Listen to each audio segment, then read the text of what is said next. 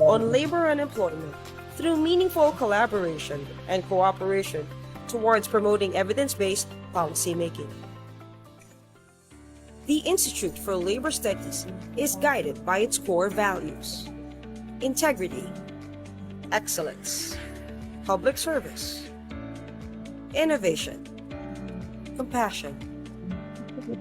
Behind each and every research is a group of keen, talented, and inquisitive civil servants with fresh insights in advocating for the creation of labor policies. These key ILS professionals continue to ensure that the ILS legacy of promoting evidence-based decision-making is evident in each and every study for recommendation and in all research collaborations conducted with all our stakeholders. The ILS has produced more than 500 researches and provided policy recommendations for more than 1,000 legislative bills, which were instrumental in providing guidance in crafting more than 300 laws, administrative, and department orders. The Institute for Labor Studies continues its legacy of being the premier research institute responsive to the needs of the Filipino workforce by providing policy recommendations through research and evidence-based decision-making.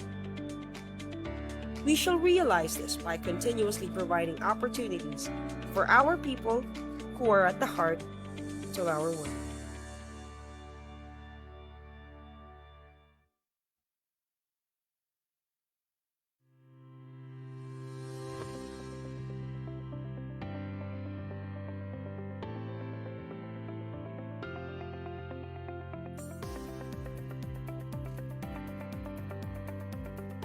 On December 21, 1974, Presidential Decree No. 620 created the Institute of Labor and Manpower Studies, which oversaw the policy and human resources function of the Department of Labor and Employment by providing the then Ministry of Labor and Employment with technical support in policy making and program implementation. Following the EDSA People Power Revolution, the Institute for Labor and Manpower Studies was abolished by virtue of Executive Order No. 126 by then-President Corazon C. Aquino on January 31, 1987. Its research and publications functions were absorbed by the newly created Center for Labor Studies. On July 25, 1987, Executive Order 251 was released, amending EO 126, which elevated the status of the Center for Labor Studies into what is now known as the Institute for Labor Studies. The new status gave the Institute flexibility in responding to the department's need for comprehensive and innovative researches in support of policy decision-making. Barely 2 years after the 1987 Dole-wide reorganization, ILS has made its mark as the department's think tank. The Institute undertook a study on the effectiveness of the department's policies and programs through an evaluation of the regional tripartite consultations, which the DOLE established in 1987 in support of the national policy of consultation-based decision-making.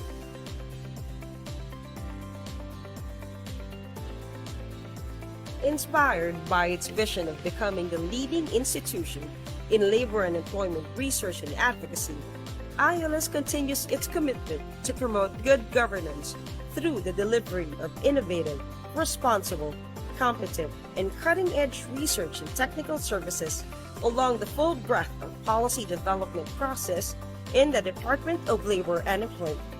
It is our mission to deliver innovative, relevant, and responsive knowledge products and services on labor and employment through meaningful collaboration and cooperation towards promoting evidence-based policymaking. The Institute for Labor Studies is guided by its core values: integrity, excellence, public service, innovation, compassion. Behind each and every research is a group of keen, talented, and inquisitive civil servants with fresh insights in advocating for the creation of labor policies. These key ILS professionals continue to ensure that the ILS legacy of promoting evidence-based decision-making is evident in each and every study for recommendation and in all research collaborations conducted with all our stakeholders. The ILS has produced more than 500 researches and provided policy recommendations for more than 1,000 legislative bills, which were instrumental in providing guidance in crafting more than 300 laws, administrative, and department orders. The Institute for Labor Studies continues its legacy of being the premier research institute responsive to the needs of the Filipino workforce by providing policy recommendations through research and evidence-based decision-making. We shall realize this by continuously providing opportunities for our people who are at the heart of our work.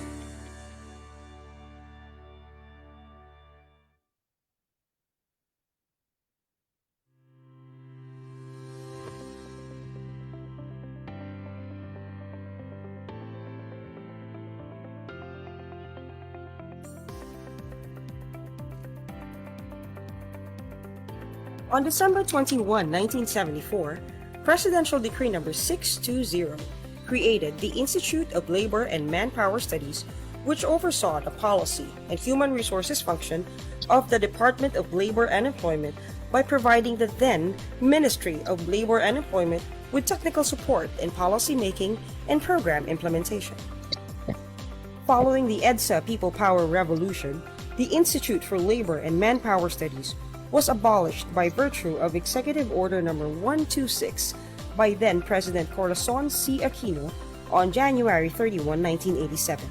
Its research and publications functions were absorbed by the newly created Center for Labor Studies. On July 25, 1987, Executive Order 251 was released, amending EO 126, which elevated the status of the Center for Labor Studies into what is now known as the Institute for Labor Studies. The new status gave the Institute flexibility in responding to the department's need for comprehensive and innovative researches in support of policy decision-making. Barely 2 years after the 1987 Dole-wide reorganization, ILS has made its mark as the department's think tank. The Institute undertook a study on the effectiveness of the department's policies and programs through an evaluation of the regional tripartite consultations, which the Dole established in 1987 in support of the national policy of consultation-based decision-making.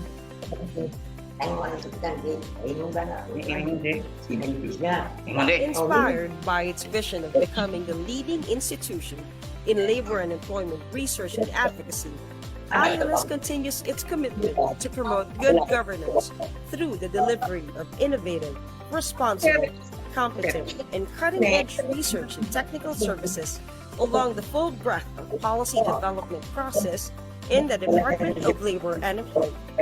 It is our mission to deliver innovative, relevant, and responsive knowledge products and services on labor and employment through meaningful collaboration and cooperation towards promoting evidence-based policymaking.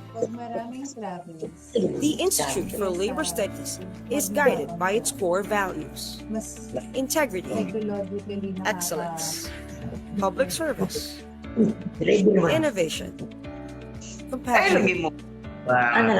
Behind each and every research is a group of keen, talented, and inquisitive civil servants with fresh insights in advocating for the creation of labor policies.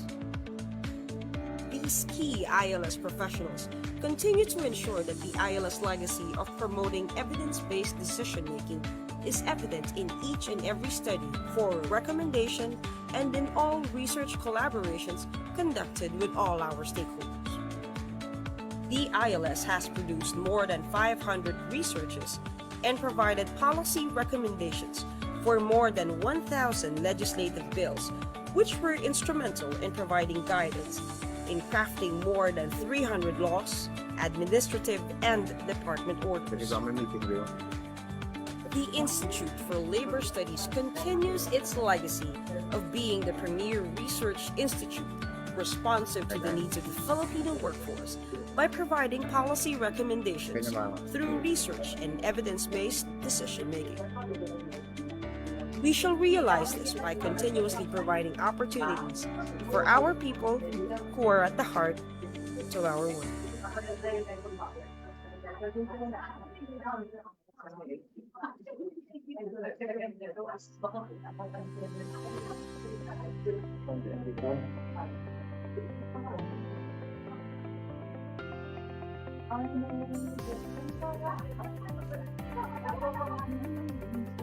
On December 21, 1974, Presidential Decree Number 620 created the Institute of Labor and Manpower Studies, which oversaw the policy and human resources function of the Department of Labor and Employment by providing the then Ministry of Labor and Employment with technical support in policy making and program implementation. Following the EDSA People Power Revolution, the Institute for Labor and Manpower Studies was abolished by virtue of Executive Order Number 126 by then President Corazon C. Aquino on January 31, 1987. Its research and publications functions were absorbed by the newly created Center for Labor Studies. On July 25, 1987, Executive Order 251 was released, amending EO 126, which elevated the status of the Center for Labor Studies into what is now known as the Institute for Labor Studies. The new status gave the Institute flexibility in responding to the department's need for comprehensive and innovative researches in support of policy decision-making. Barely 2 years after the 1987 Dole-wide reorganization, ILS has made its mark as the department's think tank. The Institute undertook a study on the effectiveness of the department's policies and programs through an evaluation of the regional tripartite consultations, which the Dole established in 1987 in support of the national policy of consultation-based decision-making.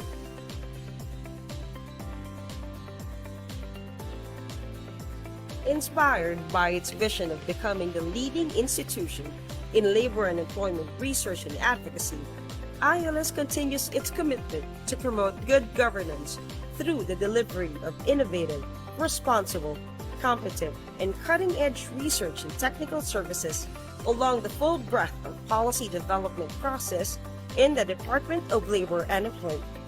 It is our mission to deliver innovative, relevant, and responsive knowledge products and services on labor and employment through meaningful collaboration and cooperation towards promoting evidence-based policymaking.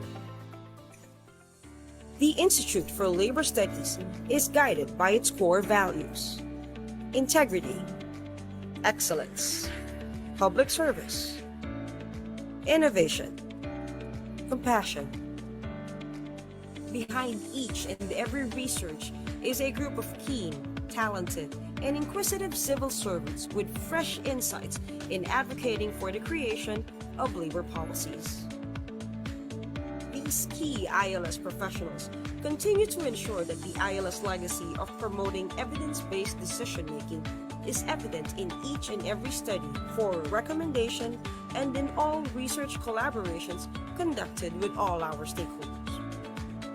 The ILS has produced more than 500 researches and provided policy recommendations for more than 1,000 legislative bills, which were instrumental in providing guidance in crafting more than 300 laws, administrative, and department orders.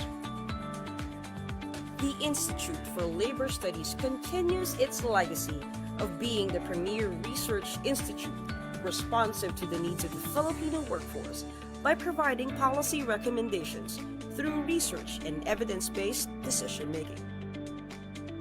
We shall realize this by continuously providing opportunities for our people who are at the heart of our work.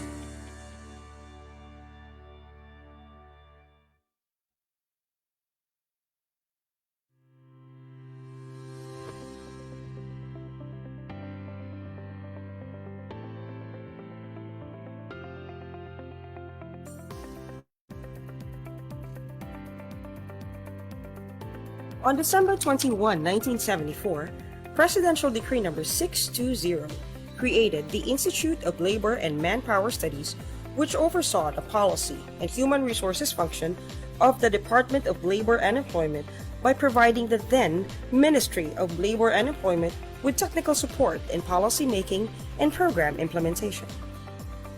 Following the EDSA People Power Revolution, the Institute for Labor and Manpower Studies was abolished by virtue of Executive Order Number 126 by then President Corazon C. Aquino on January 31, 1987.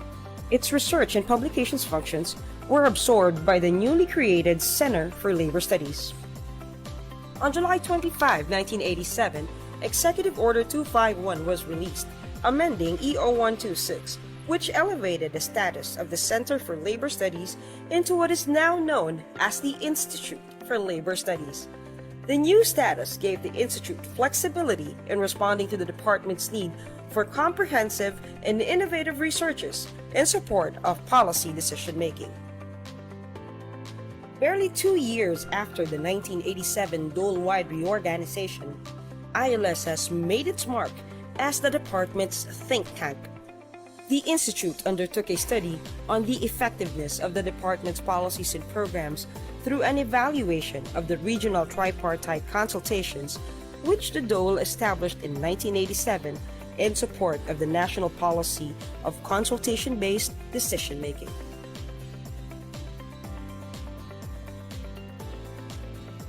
Inspired by its vision of becoming the leading institution in labor and employment research and advocacy, ILS continues its commitment to promote good governance through the delivery of innovative, responsible, competent, and cutting-edge research and technical services along the full breadth of policy development process in the Department of Labor and Employment. It is our mission to deliver innovative, relevant, and responsive knowledge products and services on labor and employment through meaningful collaboration and cooperation towards promoting evidence-based policymaking. The Institute for Labor Studies is guided by its core values: integrity, excellence, public service, innovation, compassion. Behind each and every research is a group of keen, talented, and inquisitive civil servants with fresh insights in advocating for the creation of labor policies. These key ILS professionals continue to ensure that the ILS legacy of promoting evidence-based decision-making is evident in each and every study for recommendation and in all research collaborations conducted with all our stakeholders. The ILS has produced more than 500 researches and provided policy recommendations for more than 1,000 legislative bills, which were instrumental in providing guidance in crafting more than 300 laws, administrative, and department orders. The Institute for Labor Studies continues its legacy of being the premier research institute responsive to the needs of the Filipino workforce by providing policy recommendations through research and evidence-based decision-making. We shall realize this by continuously providing opportunities for our people who are at the heart of our work.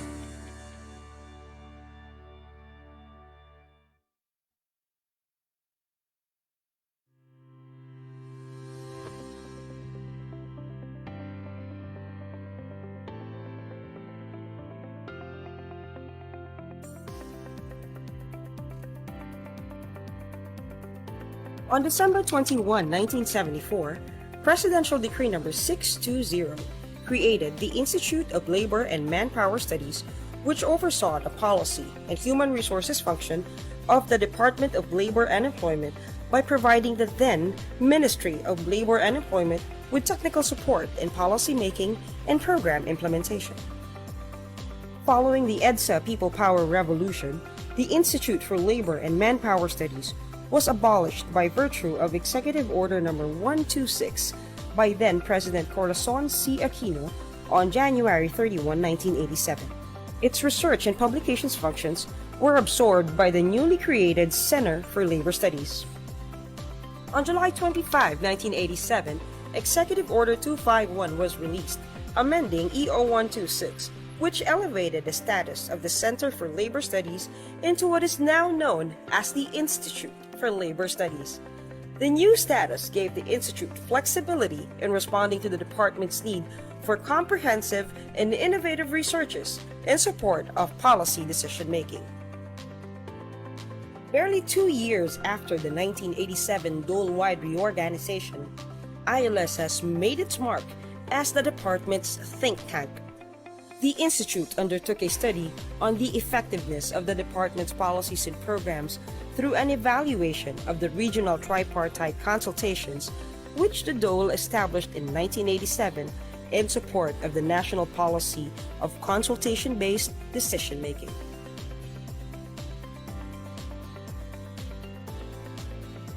Inspired by its vision of becoming the leading institution in labor and employment research and advocacy, ILS continues its commitment to promote good governance through the delivery of innovative, responsible, competent, and cutting-edge research and technical services along the full breadth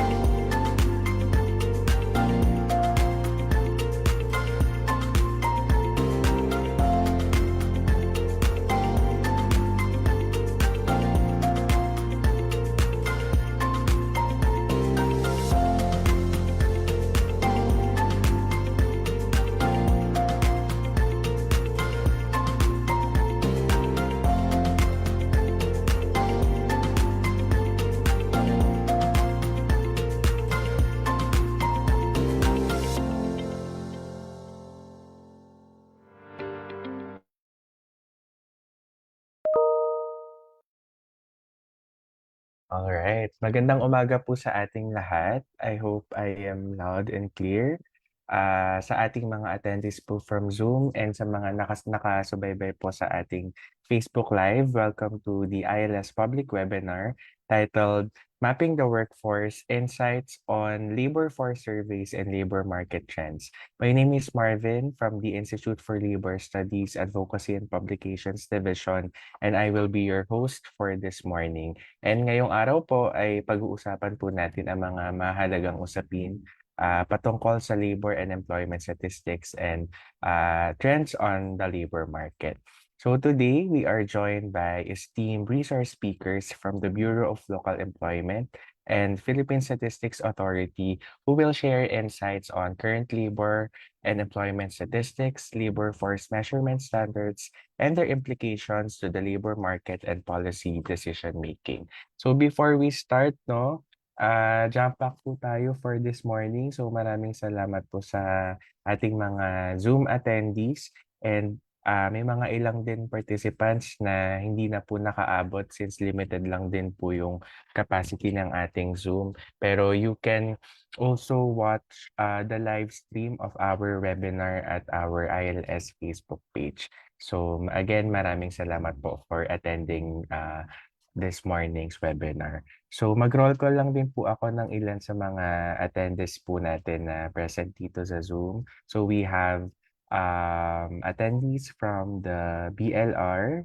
Good morning po. From Dole Region 7. From BWSC. Magandang umaga po sa inyo. From Dole Caraga, Dole NCR. We also have attendees from Dole Region 12. Region 1, good morning po. Dole Region 3, Region 4A, Region 10. Ayan, so very supportive po ang ating Dole family. Maraming salamat po. And also, we have attendees from LGUs, no? From LGU Rojas, LGU Rizal. Magandang umaga po, ma'am and sirs. From NWPC, from OSH, Peso PRC, nandito rin po sila. Magandang umaga po sa mga taga-PRC. From, okay, meron din po mga attendees from the academe and also yung mga hindi pa po natin nabanggit, no? And yung mga nakasubaybay po sa ating Facebook Live. Magandang umaga po. So before we start, let us pause for a while for a short prayer. Heavenly Father, we come to you today with humble hearts, seeking your guidance and wisdom as we begin this program. Lord, we ask that you would bless every person who has gathered here today, and that you would be present with us in a special way. We pray that this program would be a time of learning, growth, and fellowship for all of us. Help us to listen to one another with open hearts and open minds, and to support one another as we strive to serve you in all that we do. Please give us the strength and the courage to follow your will and to use the gifts and talents you have given us to make a positive difference in the world. We pray all of this in your holy name. Amen.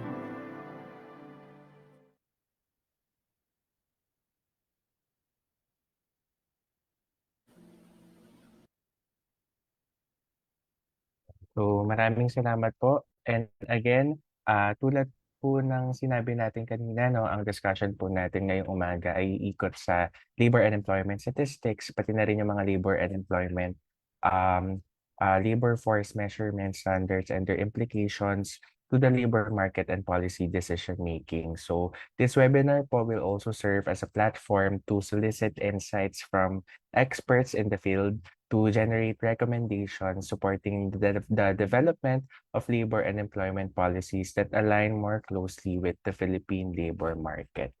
So bago po tayo magsimula, ilang paalala po muna no o house rules sa ating webinar. So for those who are attending dito sa Zoom, no, kindly keep your microphones muted during the presentations to minimize background noise. And feel free to use the raise hand function or post your questions sa ating chat box po during the open forum. So please know that if you suddenly got cut off due to connectivity, just click the Zoom link to get back to the webinar hall. However, since medyo marami po tayo for this morning, no? May mga times na baka mahirapan po tayong makapasok. So if ever na maka-encounter po tayo ng technical problems due to limited capacity, kindly visit our Facebook page. That's facebook.com/ILS Dolly Official to access our Facebook live streaming. So Facebook Live participants may also utilize the comment section to post your questions. So our staff will consolidate all of your questions and babasahin po natin yan during the open forum. And as always, let's maintain an environment of mutual respect, actively listen to different perspectives, and engage in constructive discussions. Ayan. So, to formally open po our productive discussion this morning, allow me to call on our Deputy Executive Director 3, Attorney Mary Grace L. Rigueur Teodosio, to give us an opening remarks. Good morning, Ma'am Grace. Thank you, Marvin. Good morning, everyone. Can you all hear me? Yes, ma'am, loud and clear po. Okay. So we'd like to, of course, welcome all of you, and we'd like to acknowledge the presence of our resource persons for the day, our colleagues from the Department of Labor and Employment. I don't know if there are officials present or attending here today, but I would like to acknowledge their presence. And of course, their representatives, staff, technical, admin, or whatever capacity. And I would also like to acknowledge the presence of colleagues from other government agencies and other guests and ladies and gentlemen. And we welcome you all to this webinar on mapping the workforce, insights on labor force surveys and labor market trends. So this webinar series is a platform for us to engage all of you to deepen our understanding and knowledge of labor force measurements, of standards, parameters, statistics, and how, of course, to analyze them so that we can foster data-driven strategies and methodologies, of course, to guide and to help our decision makers, our policy makers to be able to come up with accurate and responsive policies and even legislations. So we came from a series of hearings with senators and representatives for our budget. And there were a lot of questions on how do we measure our employment and unemployment levels and rates. And of course, including how we measure participation of workforce, of the labor force. So there were questions or concerns raised about why do we measure employment in terms of people who have worked within the reference period, within the survey period, just for 1 hour. And they were raising a question because they thought it might not be a good measure of quality employment in the country. Of course, when we measure employment and unemployment, we're talking about quantity, but there are also measures in terms of looking at quality. And we were able to respond to the questions, no. But we raised the point also that even if a person only worked for 1 hour, the point is, and the important thing to do is to measure their contribution to the economy. So even if someone just worked for 1 hour, that contribution should be recognized as input or as contribution to economic performance of the country. So that was our response. And of course, when we talk about employment levels or unemployment levels, the story does not end there, because we can still look at the quality of employment and participation of the labor force through measures such as underemployment, the number of persons engaged in wage and salary work, uh, and similar measurements. So, but still, the discussions does not end there. That's why we are organizing this webinar, in order for us to revisit labor statistics, the key measurements in the labor statistics for everyone's understanding, and also for dissemination. So to build and to help everyone gain a better understanding of how we can analyze, and not only we can gather properly, but also to analyze and interpret, so that whatever information that we give to policymakers, legislators, or to decision makers, such information will be accurate and will be responsive, and will properly guide whatever decisions our policymakers and decision makers will take. So that is why we are organizing it, to help us better understand labor statistics, trends, including trends in the health sector. That is why I'd like to acknowledge and, of course, extend my appreciation to our resource persons, Miss Grace Baldosa of Bureau of Local Employment. She will be giving us the highlights of the labor, their publication. I think it's called the Highlights of the Labor Market Trends on the health sector. And of course, I'd like to extend my appreciation to our colleague from the Philippine Statistics Authority, Ms. Madeline Eustaquio. And she will be guiding us, walking us through how to interpret, analyze, and gain better understanding of labor force of their regular publication or regular survey series, which is the Labor Force Survey. So thank you so much, Miss Grace and Miss Madeline. We hope you can help us today, to gain a better understanding of labor statistics, labor and employment statistics. So the Department of Labor and Employment is also part of the Interagency Committee on Labor and Productivity Statistics, and through that, we advocate for better statistics, better for other topics that could be covered by the Labor Force Survey, or other surveys of the Philippine Statistics Authority. And through also that committee, we also share insights, and we are also beneficiaries of the sharing and exchanges with other members of the committee. And we hope that through this webinar, we'll have more information, and we will be guided further and better, and we will bring whatever insights that we gain to the committee as we participate in the deliberations of the committee. So the Department of Labor and Employment also produces various administrative data on labor market, on labor dispute, wages, and productivity. So we hope also that through this webinar, we'll be able to revisit our own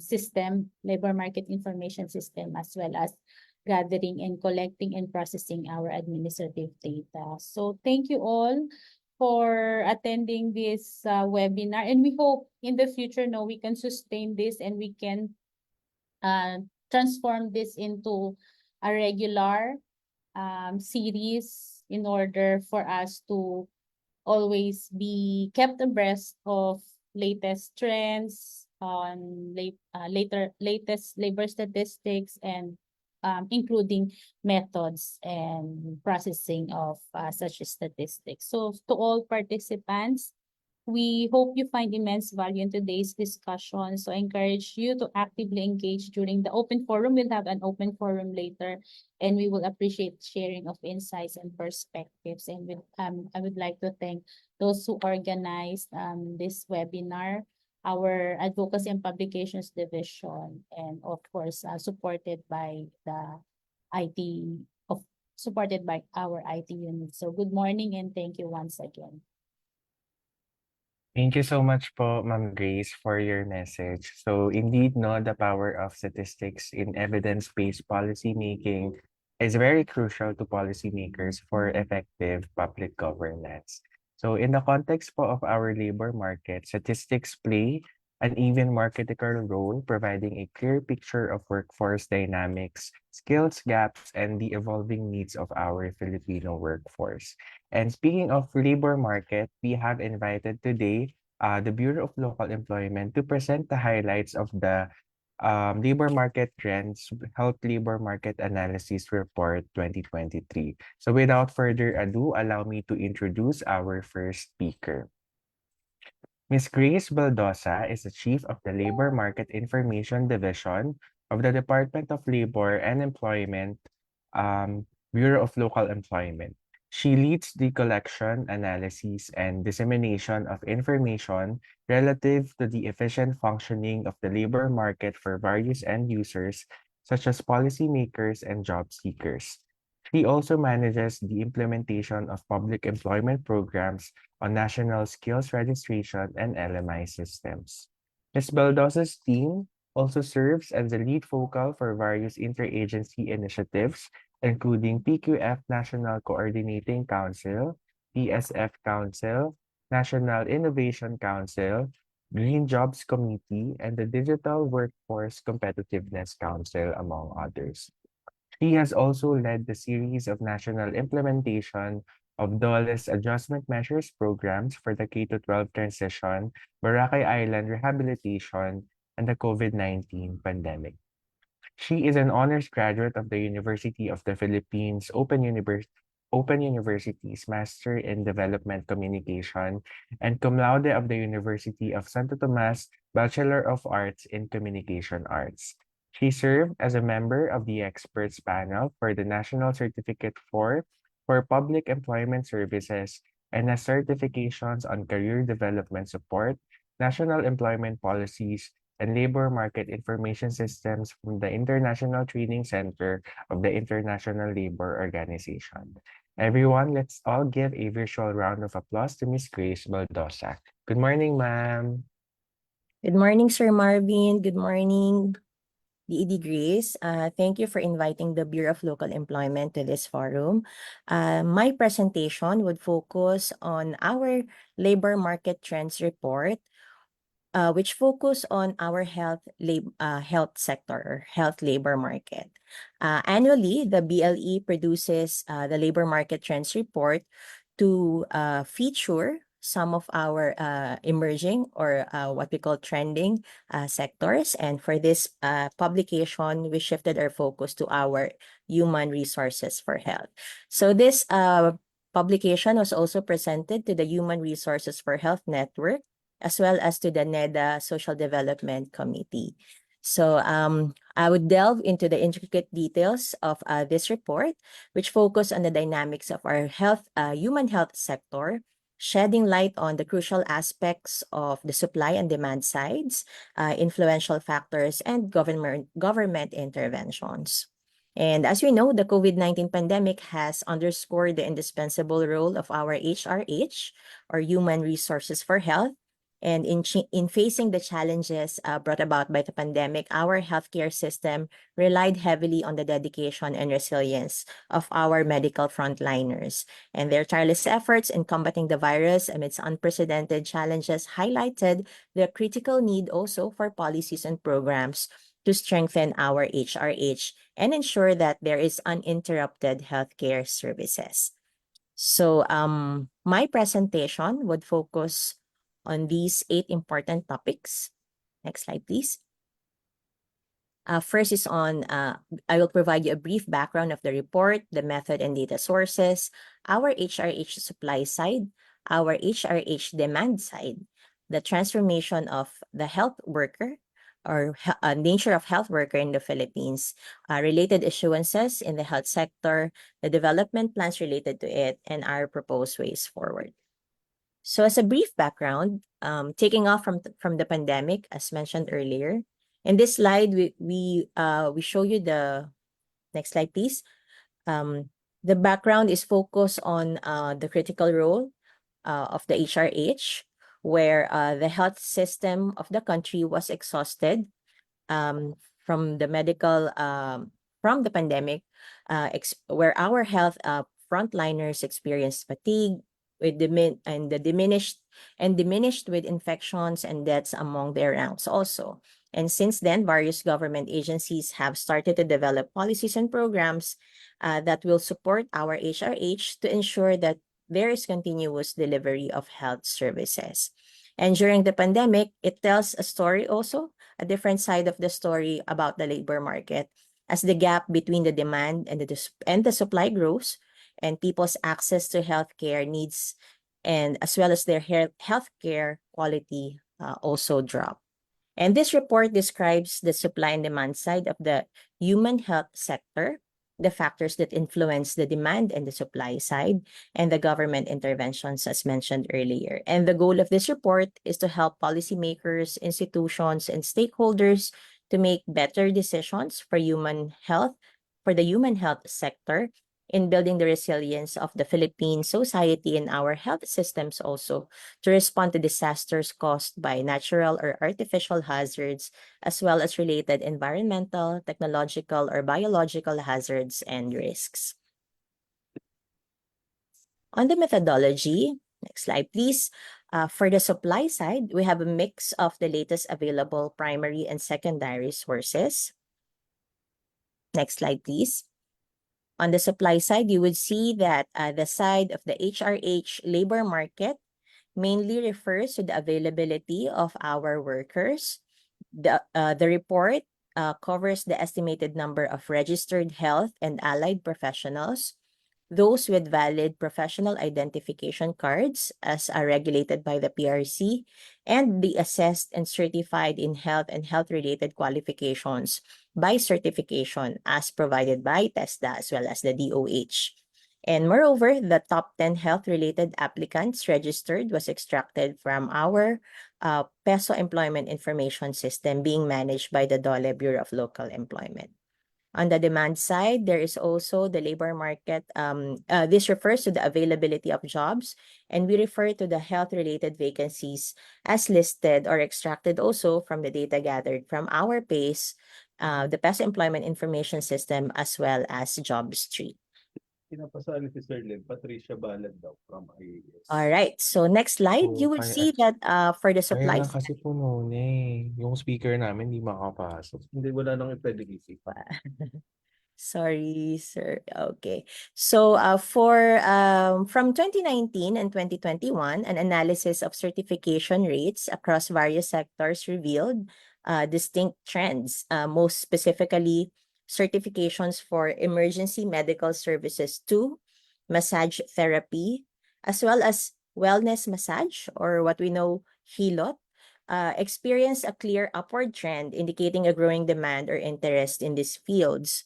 And this underscores the importance and relevance of these qualifications within our healthcare and wellness sectors.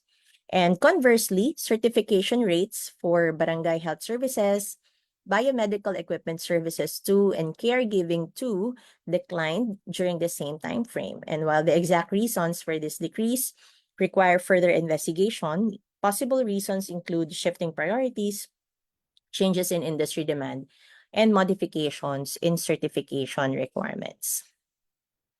On the next slide, there's further analysis on the regional aspect. This revealed significant differences in certification rates across different geographical areas.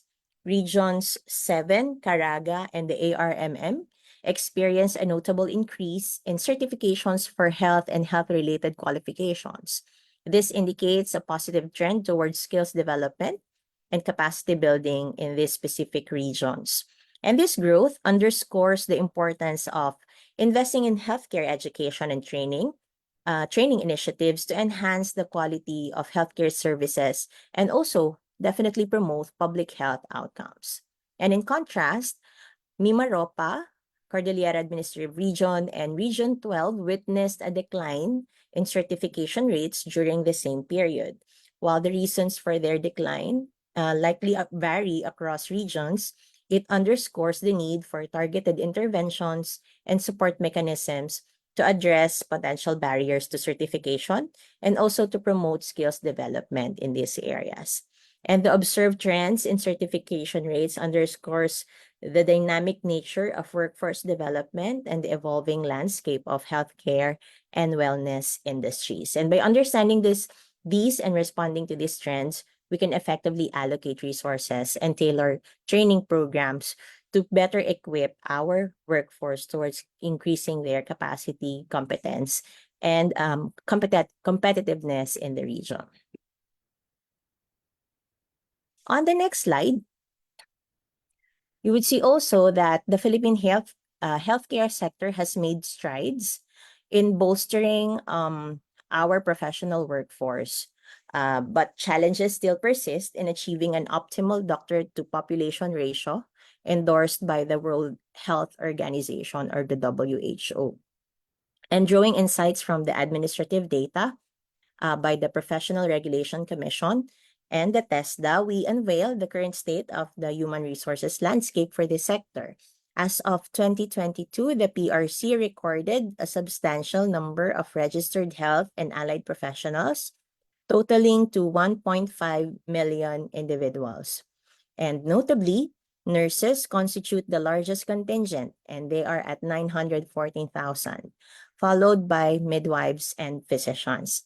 However, there is still an issue which emerges as only half or 868,000 of these professionals possess valid professional identification cards, which suggests there is potential gap in the active workforce. And these figures likely reflect also the influence of various sectors, such as the demand for healthcare professionals, infrastructure availability, and educational opportunities like medical schools or training programs and scholarships. And such insights can guide targeted interventions as well for this specific sector. And moreover, the registration issuances for emerging professions such as speech language pathologists and food technologists further underscore an evolving landscape. And considering the population dynamics, the PSA reported a total population of 111.57 million in 2022. And this translates to approximately 13 doctors per 10,000 individuals based on PRC's data. And this surpasses our 2017 figures. However, this ratio remains below the WHO standard of 14 physicians as of 10,000 population for 2022. And this is also an indication of the ongoing challenges in ensuring there is adequate healthcare across healthcare access for our fellow Filipinos. On the next slide, you would see that the number of students supported through the Philippine Strategy for Health Professionals, or what we call PSSP by the DOH for medicine, has doubled from 508,000 in academic year 2017 to 2018 to from 508, to 1,398 in academic year 2021 to 2022. And while the count for midwifery students has quadrupled in the same period from 270 to 845. And in 2022, it marked a significant expansion of the PSSP by DOH, which now includes the bachelor's degree in medical technology and pharmacy. So a total of 1,895 scholars were enrolled for academic year 2022 to 2023, of which 1,081 were pursuing medicine, 693 in midwifery, and 61 in medical technology, and 60 in pharmacy. And this complete management of the medical scholarship program will soon shift, has shifted actually to the Commission on Higher Education as through the Doktor Para sa Bayan Act, or RA 11509, effective academic year 2022-2023. So we continue to monitor statistics in this respective aspect. Okay, moving on. As of December 2022, next slide please, the DOH Human Resources for Health Statistics identified a total of 200,000 HRH, or Human Resources for Health, which comprises of the following individuals. There are 78,000 in HRH in public hospitals, 75,000 HRH in private hospitals, 32,000 in LGU hired positions within primary health care, and 23,000 HRH deployed by the DOH in primary health care. Also, on the next slide, that among the top 3 HRH categories in the DOH HRH statistics, nurses still lead with a count of 95,000, followed by midwives at 44,000, and physicians at 34,000. And for the nurses, they account for the highest numbers in various sectors, 36,000 in private hospitals, 35,000 in public hospitals, and 16,000 in DOH deployed positions within primary health care. On the other hand, midwives are predominantly found in LGU hired positions within primary healthcare.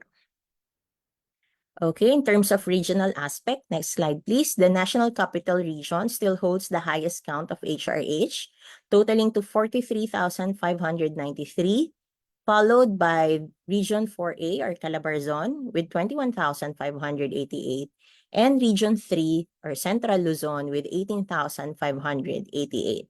And among these regions, the largest number of nurses are also concentrated in NCR at 17,600, followed by Region 4A and Region 3.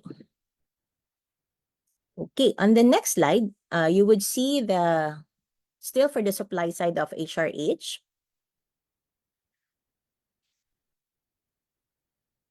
Next slide, please. This HRH deployment program has several composite deployment. Composite deployment programs and projects. They deploy physicians, nurses, dentists, nutritionists, medical technologists, midwives, pharmacists, and physical therapists to augment the health workforce in local government, and also provide experience and training to prepare and motivate our health professionals for rural practice, increasing the probability of them being absorbed into LGU positions also. And ultimately, the equitably distributed and skilled health workforce will redound to better health outcomes and a responsive health system. The National Health Workforce Support System, or NHWSS, facilitated the deployment of 25,000 healthcare professionals, including those assigned to geographically isolated and disadvantaged areas, or GIDA, as part of the implementation of the Universal Healthcare Act, or the UHC. And during academic year 2022 to 2023, the DOH awarded a total of 1,800 scholarships to students pursuing health-related courses. And also in 2022, under the 2022 General Appropriations Act, there was an exemption from enforcing limitations on personnel services as stated in the local government code. And this exemption aimed to empower LGUs in providing devolved health functions or services at the local level. The number of deployed in 2022 with 25,955 decreased by 3,500 compared to 2020 with 29,000 professionals. And the DOH is committed to ensuring that skilled and compassionate healthcare providers are distributed fairly to improve access to high quality health services in different areas. And to achieve the goal, the NHWSS strategically deployed these professionals across different locations. The DOH also recruited and stationed a total of 25,000 healthcare professionals in 2022, effectively strengthening all 1,600 identified priority areas. And as a result of this effort, we have achieved a ratio of 19 healthcare professionals per 10,000 population, which already surpassed the target of having 17 healthcare professionals per 10,000 population annually. Okay, on the next slide, you will see that the supply or the number of health-related applicants from our PESA employment system and the demand side of our top 10 health-related vacancies from PAYS and in-demand healthcare opportunities from JobStreet. We have examined this, and it may be noted that the table initially indicates a disparity between supply and demand in the health workforce, but there is a closer examination that reveals promising trends and opportunities. For the supply side, 5,750 health-related applicants indicates a steady influx of individuals interested in healthcare careers, suggesting our potential future-proofing pool of talents. Also, the diverse openings or job vacancies that we received, it recorded prominent job openings from staff nurse to home-based caregivers, even assistant pharmacists, showcasing diverse professional opportunities. For the demand side, the 34,000 job vacancies underscore high demand to the significant need for healthcare professionals, and also offering potential job opportunities and professional advancement for qualified individuals. Staff nurse is a top demand job vacancy, and this corresponds with a higher number of applicants, indicating a potential alignment also between the supply and demand in this critical role. Also, on the range of job titles, the top three positions are staff nurse, professional nurse, and company nurse. And these are a range of occupational titles for professional nurses within the nursing field, catering to different institutions. And bridging the gap between supply and demand necessitates continuous and sustained efforts. And however, the current data reveals that there are several encouraging signs: the growing interest in healthcare careers, diverse job opportunities, and high demand for qualified professionals. But still, there must be continued investment in healthcare education, training, and career development programs to further narrow the gap and attract more talents in this critical industry. All right. On the next slide, you would see the different policies. The government set health policies during the pandemic, as we all know, and these play a significant role in influencing the entire population, especially during health pandemics, and helping to accelerate the availability also of our healthcare workforce.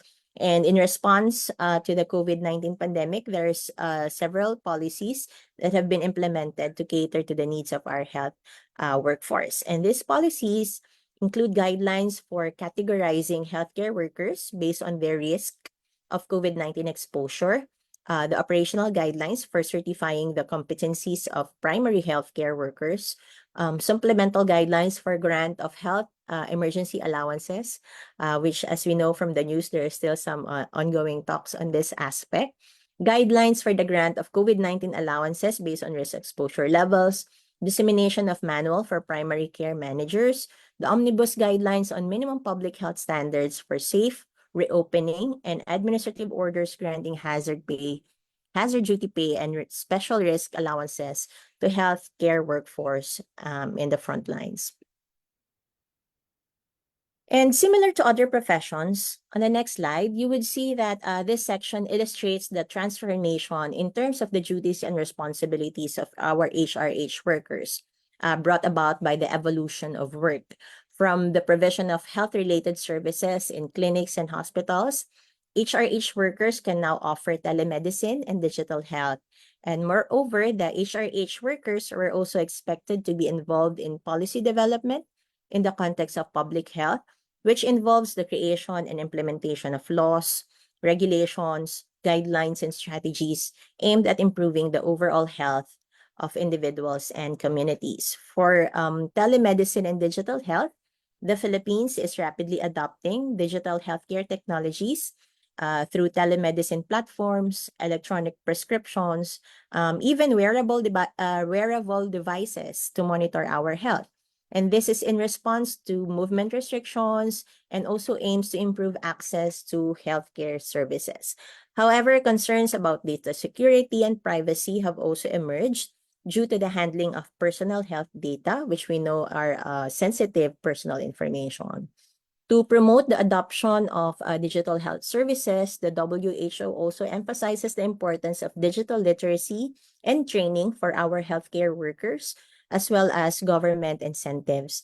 And the pandemic has further accelerated the growth of telehealth services in the country, as we all know, with various agencies and enterprises launching teleconsultation platforms. And the House of Representatives has also introduced a bill to advance the telehealth industry. But I think to this date, it's still currently pending. And implementing and consolidating telehealth services in the Philippines is also crucial to meet the healthcare needs of our population. In terms of mental health services, the government has implemented initiatives also to protect and promote the mental health in the workplace. And these initiatives aim to identify and address mental health conditions, prevent work-related mental illnesses, foster mental health in work environments, and support employees with mental health conditions to continuously engage productively in their workplace. Individuals in the Philippines have also access to various mental health resources and programs, including the DOH's Medicine Access Program for Mental Health, or what they call MAP-MH, and hotlines provided by the National Care for Mental Health, or National Center for Mental Health for crisis situations. And community-based mental health programs were also established, and general medical services are also made available. The DOH has also collaborated with the WHO to introduce the 2024 to 2028 Philippine Council for Mental Health Strategic Framework. And this framework aims to develop and implement comprehensive mental health policies, programs, and services to alleviate the burden of mental illness in the country and improve the well-being of Filipinos. The launch of the Philippine Council for Mental Health Strategic Framework is supported by WHO's Special Initiative for Mental Health, advocating for every Filipino's right to access high-quality mental health care. And this initiative represents a collaborative approach to enhancing mental health nationwide and addressing a broader range of mental health challenges in the country. And the last one is on public health and policy development. In this context of public health, this involves the creation and implementation of laws, regulations, guidelines, and policies aimed at improving the overall health of individuals and communities. And it encompasses various aspects such as healthcare access, disease control, environmental health, and social determinants of health. The importance of public health policies cannot be overstated. They serve as a roadmap for governments, healthcare institutions, and public health agencies to address current and emerging health situations and challenges. And these policies are designed based on evidence-based research, best practices, and of course, experts' opinion to maximize and leverage the effectiveness and impact. In terms of development plans, next slide, please. We all know that the current administration's Philippine Development Plan 2023 to 2028 has been issued with focus on reducing vulnerabilities and protecting our workforce, also including on purchasing power. And this is also aligned with the Philippine Labor and Employment Plan 2023 to 2028, Under Chapter 4 of the PDP, increasing the income earning ability of Filipinos involves developing the workforce and increasing their employability in the market, ensuring that skills are aligned not just with the current and demand requirements, but also with critical and emerging skills. And effective and efficient employment facilitation process will also enable faster and more strategic job search. A vibrant social partnership based on shared responsibility for achieving a responsive, fair, and efficient labor market is also as critical. The plan also addresses challenges in the health sector, focusing on improving the number and distribution of HRH or human health resources. Legislative measures such as the National Human Resources for Health Master Plan and the Magna Carta for Public Health Workers also aim to improve HRH welfare, including nutrition and community health workers. The government also seeks to mitigate concerns by establishing a medical reserve corps and aligning professional standards and licensure examinations with global benchmarks. And this will enhance also the recognition of Philippine professionals internationally and attract skills and workers to improve quality education and training. On the LEP, next slide, please. The LEP, as we know, serves as the strategic roadmap for labor and employment objectives aligned with the Philippine Development Plan. And this also complements the existing Trabaho para sa Bayan Plan, which is currently being finalized. The LEP has 3 interrelated priority areas geared at ensuring the balanced and responsive employment opportunities and programs for all. So we have maximizing productive, remunerative, freely chosen and sustainable work and employment opportunities. Second is ensuring labor market governance that respects all fundamental rights and principles at work, international labor standards and human rights. And the third one is building equitable and inclusive social protection for all. The primary objective of employment and workforce development is to create opportunities for productive, rewarding, and long-lasting work and employment. And this priority aims to boost employability, ensuring equitable job access, establishing labor market collaborations, and fostering environment for business growth, particularly for MSME. And to enhance employability, our focus is on developing in-demand skills through primary and higher education, as well as TVET. And emphasis is placed on teachers and trainer quality, curriculum updates, international benchmarks, facility improvement, and affordable access. The Philippine Qualifications Framework, or the PQF, as well as the Philippine Skills Framework, or the PSF, both aid in aligning education in international standards and with the industry needs. Also, mechanisms of the department, such as the technical advisory visits and time and attendance verification, ensure compliance with labor laws and promoting ethical workforce management, creating a conducive environment for progress and efficiency. And these initiatives extend beyond mere regulation, aiming at upholding employees' rights, recognizing skills, and investing in long-term development. And of course, we have our public employment services, our online platforms for job search, which is PhilJobNet, our continuous job fair assistance and partnerships with different organizations, as well as our youth employability programs, our career development support, and local employment regulations. Okay, last few slides. On the next slide, you would see that we have the WHO Global Code of Practice. These are also aligned with the PDP. The WHO Global Code of Practice regulates the international recruitment of health personnel. So this highlights the global shortage of healthcare professionals and also emphasizes the need for sufficient and accessible healthcare workforce. So the scarcity of healthcare personnel, particularly those with advanced education, poses a significant threat to our healthcare systems and hinders the achievement of our SDGs. The code serves as a framework for member states collaborating with various stakeholders to incorporate ethical principles into international recruitment of health personnel. It also aims to strengthen the health systems of developing countries transitioning countries or economies, and small island states. Also, on the other side, you would see the National Human Resources for Health Master Plan, or the NHRHMP 2020 to 2040.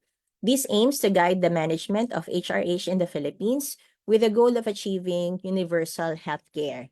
This outlines policies and strategies for recruitment, retraining, regulation, retention, and reassessment of health workers based on population health needs.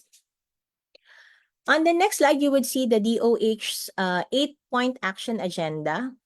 The agenda focused on the well-being of Filipino citizens in line with the Universal Healthcare Act and the Health Sector Strategy 2023 to 2028.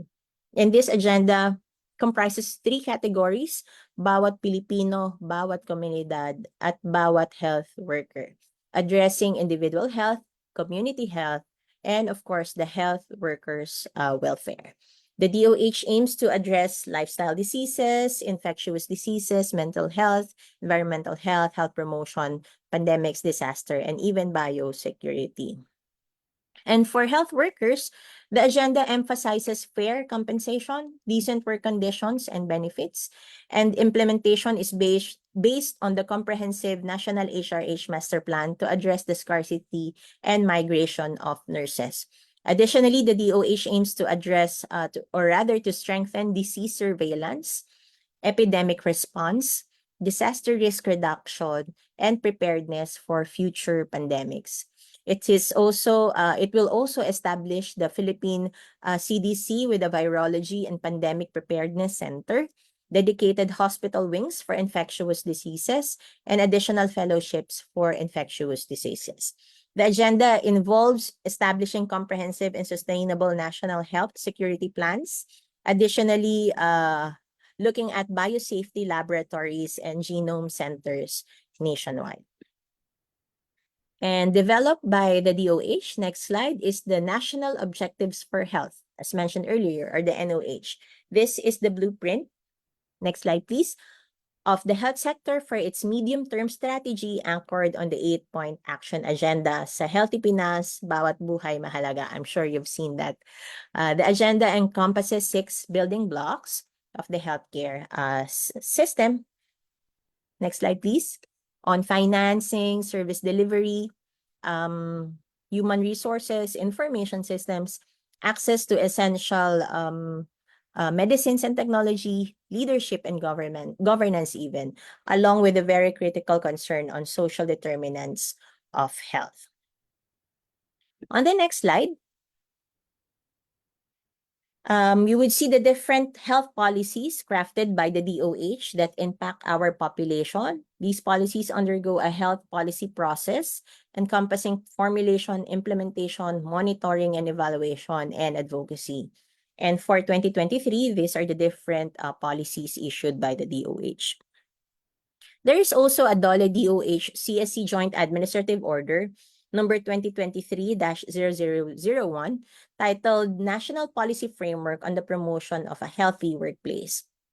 And this aims to establish a framework for promoting and enhancing healthy workplaces in the country in line with the execution of the Universal Healthcare Law. This outlines strategies and directions for developing health promotion policies and initiatives for the Filipino workforce, while also defining the roles and obligations of the different stakeholders. The guidelines for the nurse workforce complementation and upskilling program for clinical care associates, or what we call CCAs, also focuses on recruiting and advancing underboard nursing graduates into roles as CCAs in public and private hospitals. This program aims to strengthen the health workforce and prepare individuals for the Philippine Nursing Licensure Examination. They also have the National Environmental Health Action Plan, or NEHAP. This is a collective strategy addressing current and future environmental health challenges in the country. There's also a guidelines for the grant of health emergency allowances, as mentioned earlier, and this outlines the implementation guidelines for the disbursement of HEAs, including arrears, and proposes alternative disbursement mechanisms for relevant DOH units. Okay, a few more DOLE issued public health policies. On the next slide, there are several labor advisories you would see from the administration of vaccines to prevention of food and waterborne diseases, safety and health measures to prevent and control heat stress. Also, some labor advisory on measles, rubella, and oral polio vaccine, mental health policy and program in the workplace. Next slide, some guidelines on workplace policy and program on cancer prevention, and some implementation guidelines on safety and health measures for prevention of tuberculosis. Also on HIV/AIDS in the workplace, public health emergencies, and lifting rather of the state of public health emergency due to COVID-19. Okay. Lastly, on the ways forward, the DOLE proposes the following items based on our assessment of the health, human resources for health. Next slide, please. First is for us to achieve the WHO recommended ratio of 44.5 human resources for health to 10,000 population. As of latest, the data that we have is still at around 17 HRH per 10,000 population.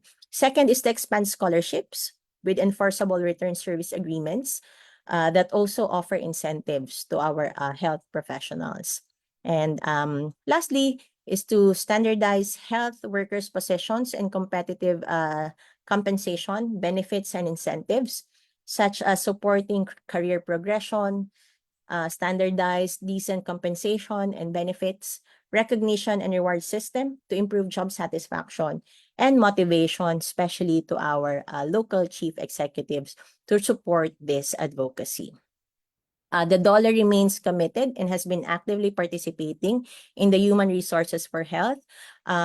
We have being represented by the Bureau of Local Employment, the Institute for Labor Studies, the Bureau of Working Conditions, and we continue our advocacy towards these recommendations.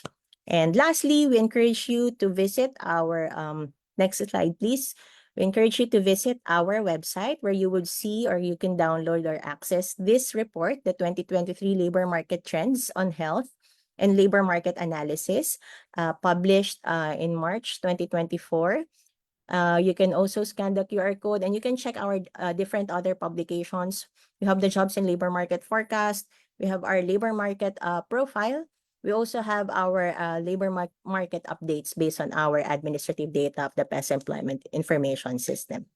With that, our warmest thanks to the ILS for this opportunity to share this report to the body, and we look forward to your continued support to our different publications and research undertakings. Maraming salamat po. Thank you so much po, Ma'am Grace, for your insightful presentation and for presenting the publication of DLE titled Labor Market Trends, Health Labor Market Analysis Report 2023. So again, no, as mentioned by Ma'am Grace, accessible po ang mga publications ng DLE sa kanilang website. So kindly visit their website, ple.dole.gov.ph, or also their social media page. You may also check out their other publications as well. So I'm sure may mga questions po, Ma'am Grace, ang ating mga participants. Pero kindly stay put po for our open forum later. Again, thank you po for your presentation. So from labor market trends, mas padalimin po natin ang ating talakayan this morning because we have invited a speaker from the Philippine Statistics Authority to help us understand the labor force survey and employment statistics concepts. And with that, allow me to introduce our second speaker for this morning.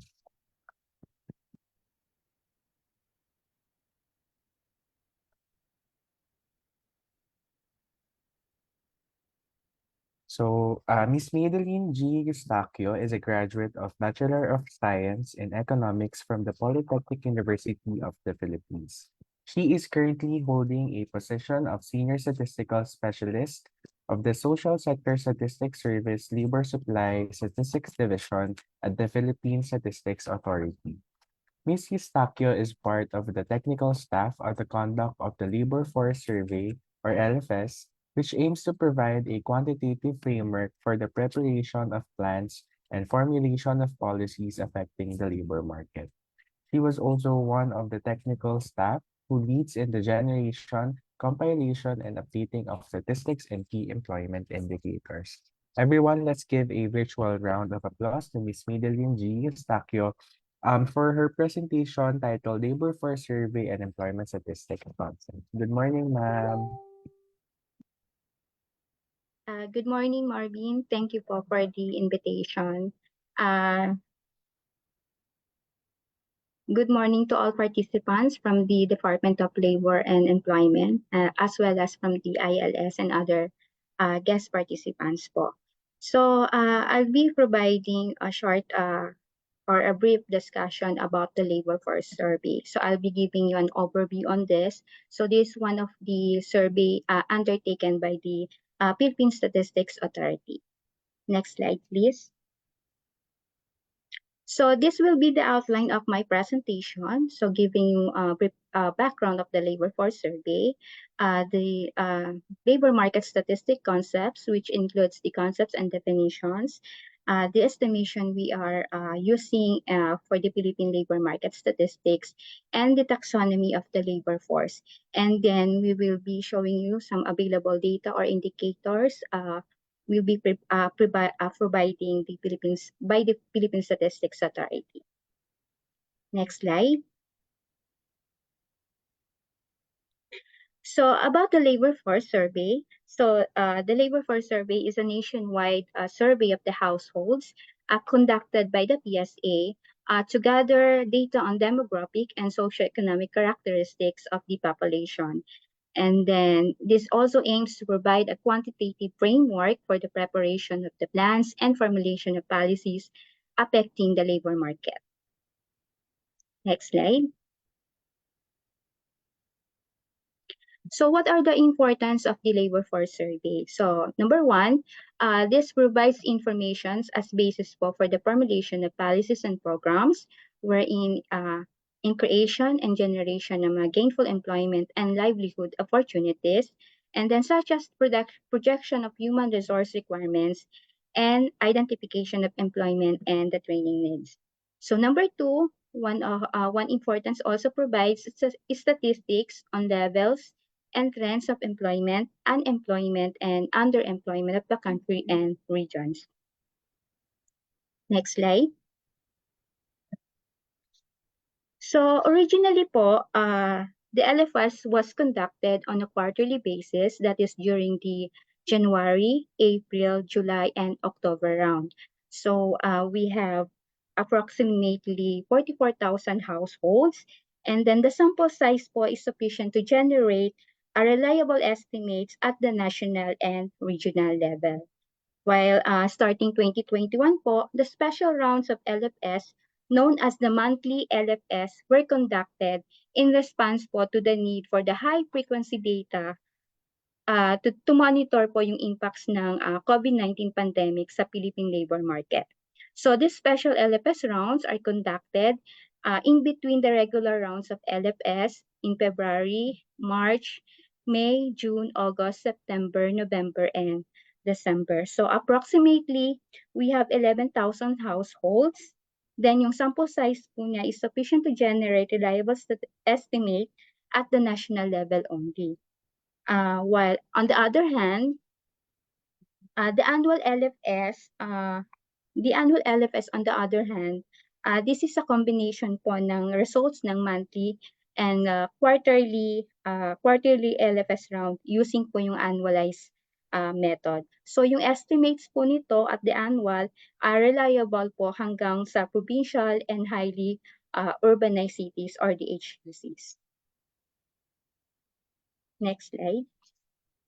So we go on po dun sa labor market statistics para po sa concepts and the estimation methodology. Next slide po. So, sino ba itong mga persons in the labor force? So, labor force is also called the economically active population. So composed po ito ng population 15 years old and over, either employed po or unemployed or may trabaho o walang trabaho.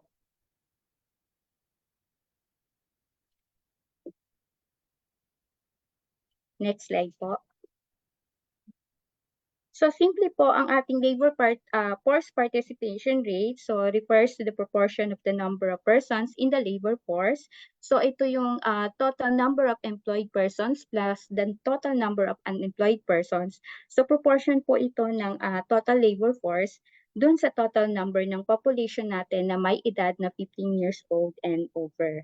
So for now po, yung ating latest result for the September 2024, yung number of Filipinos 15 years old and over who were in the labor force was at 51.77 million of the estimated 78.80 million population na may edad na 15 years old and over.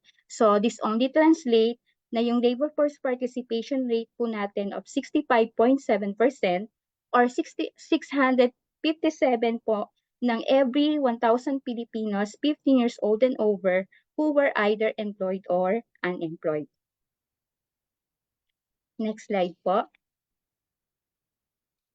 So, employed persons. So, sino naman po itong mga employed persons na to? So, ito po yung persons na nasa labor force who were reported either at work sila or mayroon silang job or business, although at the time of visit, hindi po sila nag-work. So, persons at work are those who did some work even for an hour during the reference period. So, ang ating reference period po for the LFS is past week or the past 7 days. So, yung at least 1 hour work per week criterion po natin is actually based po sa ating International Labor Organization definition. So, to fully account po yung ating underemployment and casual wage laborers. So katulad po ng sinabi ko kanina, as I have mentioned po, so yung employed persons are the persons at work and then persons with a job or business but not at work. At the time of visit po, sinabi nila hindi sila nag-work pero actually may trabaho po sila because at the time of visit, posibleng temporarily meron silang illness or injury kaya sila walang work. Or pwede pong naka-leave of absence sila because such as merong public holidays, naka-vacation leave po sila or naka-sick, naka-maternity or paternity leave. And then pwede rin po at the time of visit, wala silang work because hindi, for example, kung ikaw ay isang fisherman or farmers, so nagkaroon ng bagyo, sa possible na hindi ka pangisda or nakapunta sa iyong farm area. And then another reason is kung bakit not at work siya, pero meron siyang trabaho in the past week. So dahil absent siya for other reasons na nagkaroon ng suspension of work or nagkaroon ng strike or lockout sa kanyang pinagtatrabahuan or nagkaroon nga po ng government community quarantine. Next slide po. Next slide, please.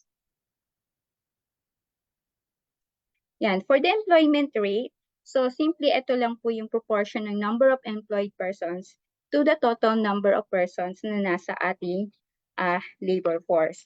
So, of the total persons po with a job or business at work, so common po yung reasons na meron silang medical or health limitation or meron silang poor business condition at 40.5% during the last September 2024 round po. Next slide, please. Now, for the unemployed, so ito yung mga persons in the labor force na who are reported na without work and then currently available for work sila o kaya naman looking for work or hindi sila naghanap ng trabaho due to the following reasons. Either tired na sila, believe na no work available, so ito yung tinatawag nating mga discouraged workers. And then naghihintay sila ng results ng kanilang mga previous job application kaya sila hindi naghahanap ng work or meron silang temporarily illness So bad weather, and then naghihintay sila na ma-rehire o ma-job recall sila sa kanilang mga previous employment. Next slide, please.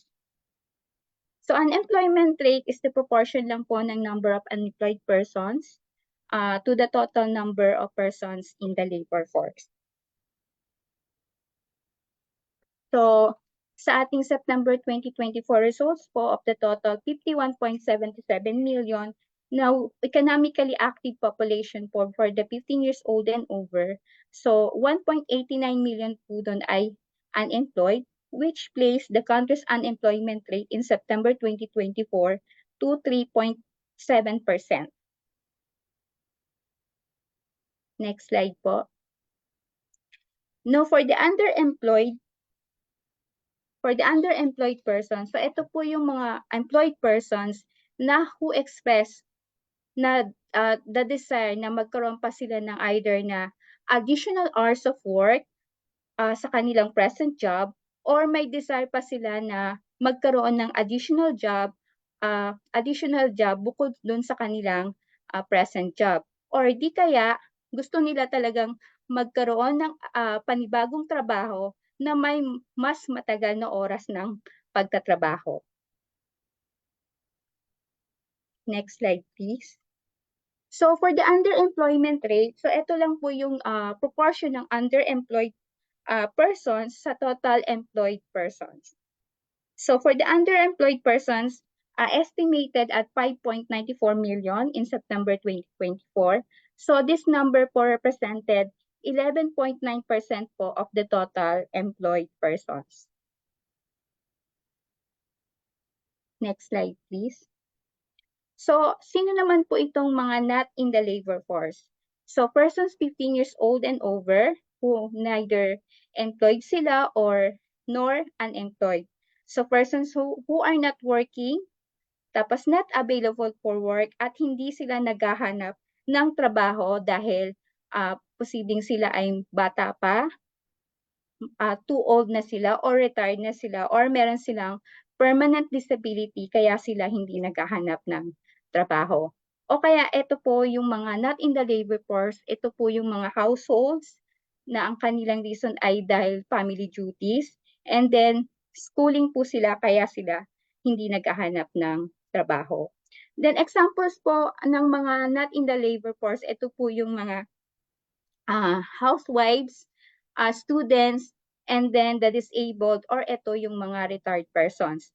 Pero po, may instance po na tinatanong pa rin namin, kahit na retired persons nila, posible po kasing nag-work pa rin sila for the past week. So, hindi po sila included sa not in the labor force. So, papasok pa rin po silang employed kahit na retired sila, pero sinabi nila for the past week, meron po silang trabaho or business. Pero kung totally sinabi nila, ay retired na ako, wala na po talaga akong work nung past week. So, included po sila sa not in the labor force.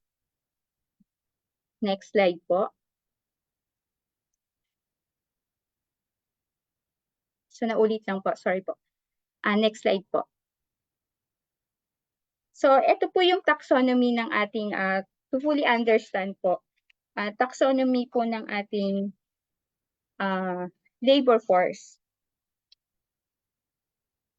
So, the taxonomy of the labor force provides po the framework in classifying po the individuals na may edad na 15 years old and over sa kanilang employment status, facilitating a better understanding po ng dynamics ng labor market. So, ito pong figure nito shows the total population age 15 years old and over, and can be classified either po na labor force or not in the labor force or outside the labor force.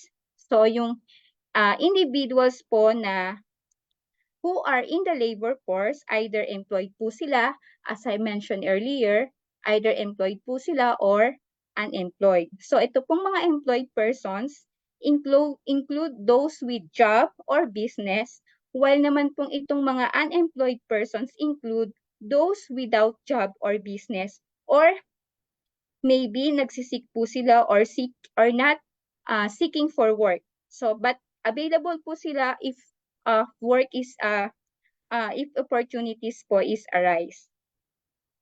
So among the employed po, some may be considered po as underemployed. So if an individual express na desire to have an additional work, hours of work, or magkaroon sila ng additional job, or panibagong trabaho na may with longer working hours. So on the other hand, individuals po who are not in the labor force, so ito po yung includes po ito yung mga housewives, students, then the disabled persons, and then the retired persons or not currently available po sila for work. Next slide, please. So ito po yung mga available indicators namin for the LFS. So naglalabas po kami ng key employment indicators with 15 years old and over. And then sa mga youth din po with age 15 to 24 years old. And then we have key employment indicators by sex. And then the new entrants and NEET. Yung pong NEET namin is available on the quarterly rounds. And then yung new entrants po is all rounds po ng LFS. And then we also provide average daily basic pay, which is available po on the quarterly rounds. And then employed persons po by sector. Then we have the occupation and then the class of worker. Then for the employed persons by subsectors and hours work, then the underemployed persons by hours work and sector, then unemployed persons by age group, and then we have sex and the highest grade completed. Then we have also available indicators for the employment by major industry group and total hours work. Now, we also have the reasons for work kapag po sila ay working less than 40 hours and then working 48 hours and then with a job not at work. So these available indicators po ay available po sa aming PSA website. And then we used to disseminate our preliminary rounds for 35 days after the reference month, and then through press conference, and we post po on our website, PSA websites. So we encourage po na we are inviting you that this coming December 6, magkakaroon po kami ng press briefing for the preliminary result of the October 2024 labor force survey po. I think that's end my presentation. Thank you for inviting as a resource speaker po. Okay po. Thank you so much po, Ms. Madeline Eustaquio, for joining us this morning and for your insightful presentation. So now, siguro papunta na po tayo sa ating open forum. I'm sure may mga questions na po na tinake note ang ating mga attendees for this morning. So for our open forum, may I call on again our first speaker, Ma'am Grace Baldoza of DLE, and also Ms. Madeline Eustaquio. So for our attendees po, kindly utilize our Zoom chat to send in your questions so that we can read your questions, or you may also use the raise hand function para ma-recognize po namin kayo and ma-unmute po namin ang inyong microphone. And also sa ating mga Facebook Live viewers, if you have questions, kindly use the comment section, and then our staff will consolidate all of your questions para mabasa po natin dito sa ating Zoom meeting. Ayan. So meron po ba tayong mga questions for our speakers? Marvin, Ayan. Si Ma'am Grace po, meron pong question. Hi, Ma'am. Yes po. hi, yung questions ko ay for the two resource persons. So first for Grace, no? Kasi recently, I learned about the news regarding the success of scholarship programs of UP, and I am not so sure if it also includes that scholarship program of DOH by but I have personal experiences in terms of DOH scholarship. I have cousins by affinity that are who are scholars, who are graduates of midwifery, but they were scholars of DOH, and they are required to parang to pay through service obligation. So, and I learned recently na it is a success, has met success, and also that of UP Manila program. So I was wondering if that your data also, or your publication also covers data on scholars who are now serving local hospitals. What is the number? And maybe it could also be indicative of the success of the program, and also that it could be replicated so we can retain our health workers in the country. So that's my question for Grace. But my question also naman for May Daylin, for May na lang siguro, no? Diba, can you discuss further the 1 hour work criterion that you use for the employed persons? And you already touched upon it in passing. You said that you use the 1 hour criterion in order for you to also cover casual wage laborers or workers, as well as those who are working part-time. So if there are also reasons for the 1 hour criterion, can you expound? And my second question for you is, yung bang monthly statistics, are they really comparable? Kasi before, we are using the quarterly period or the quarterly system, where we can also we use to compare year on year, not month on month or not quarter to quarter, because of for reason of comparability, meaning the situation for the same quarter might be more equal or might be more similar.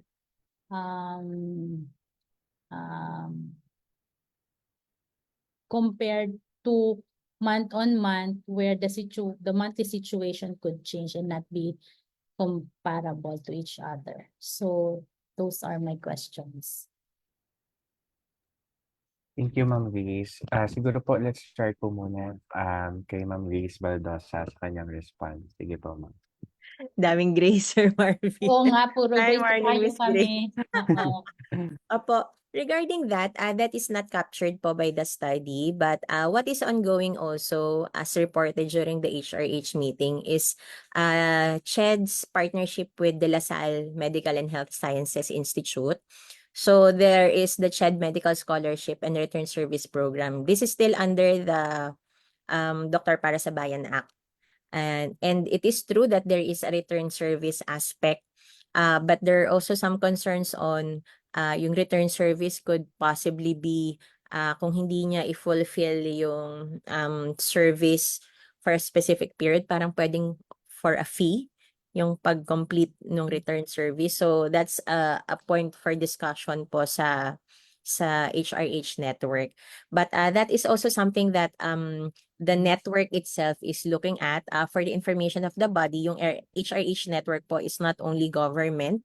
It's composed of the different actors in the human resources for health labor market. So, nandyan po syempre DOH, DMW, PRC, etc. Plus also some labor groups and labor organizations and other health related CSO, civil society organizations looking at it. And UP Manila is also a member. Health and science. So marami pong discussions ongoing, particularly on the implementation of the HRH master plan, but also looking at the different aspects. There are different, I think 6 KRAs, key results areas, na tinitingnan, and isa po itong scholarship program kasi this feeds to the supply of our labor market side, and yung vulnerability nga po ng concerns on possible yung mobility or possible movement, relocation in terms of whether it's beyond the scholarship na that they still move abroad, but there's still emphasis on how to instill patriotism, yung aspect po na yon sa mga scholars, especially since nga that is under they are scholars to serve to do a return service to the country, and yung more on, even there are even discussions on looking at even at the basic education level, ma-instill yung patriotism, para we are looking at the need then of the concern then of our country's workforce even before looking at moving abroad. But still, on the other side of the coin is yung nga pong concerns on working conditions, benefits, compensation, etc., especially for nurses naman din po yun. So that's a recommendatory aspect po, DD Grace, on the assessment of the return service or the scholarship program, medical scholarship and return service program. Thank you, ma'am. We'll recommend that po. Just to add, yung mga relatives ko that were beneficiaries of the program, they're earning well. They're earning well, and right after graduation, they have jobs. So, and also they were under scholarship, so free education.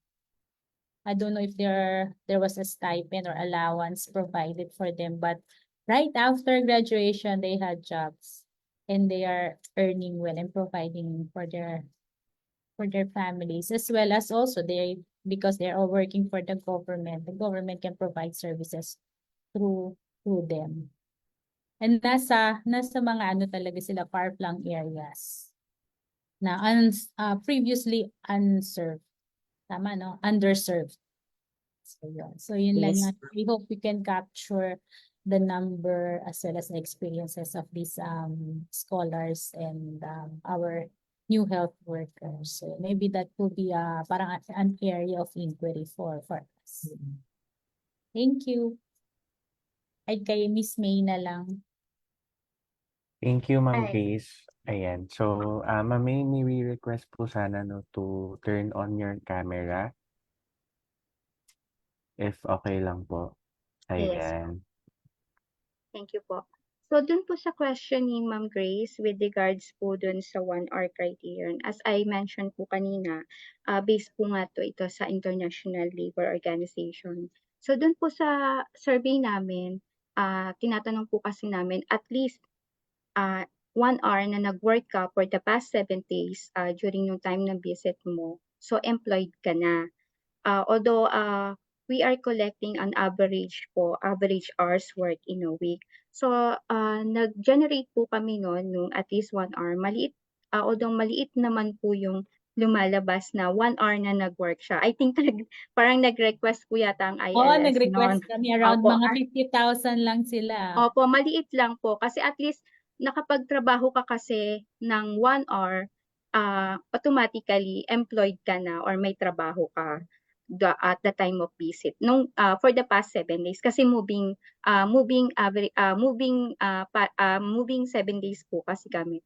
So yun po, kasi yun din naman po kasi yung parang pinaka-criterion po talaga ng ILO na hindi siya dapat mabago, or yun po yung international definition po dun sa employment, para po mas carefully na ma-examine yung tungkol dun sa underemployment, tsaka ma-cover yung mga casual na usually hindi sila talaga average 8 hours or 1 hour or 2 hours lang sila nag-work. Yun nga yun, Miss Madeline, ang ano lang namin kasi, di ba, parang sa kanila, parang ang sinasabi nila, are we satisfied? Ganun, parang, are we satisfied that an employed person just work for 1 hour and it's enough for us to consider them as employed? And we explained naman na Opo. even if just 1 hour, 1 hour of work can produce output and that could be considered as contribution to the economy. So 1 hour of work has value and should be recognized as contribution to the production and the economic performance. But as you said nga, 'di ba, sa parang 1 hour, parang ang siguro dapat din na malaman is hindi lang naman natin sinusukat yung employed.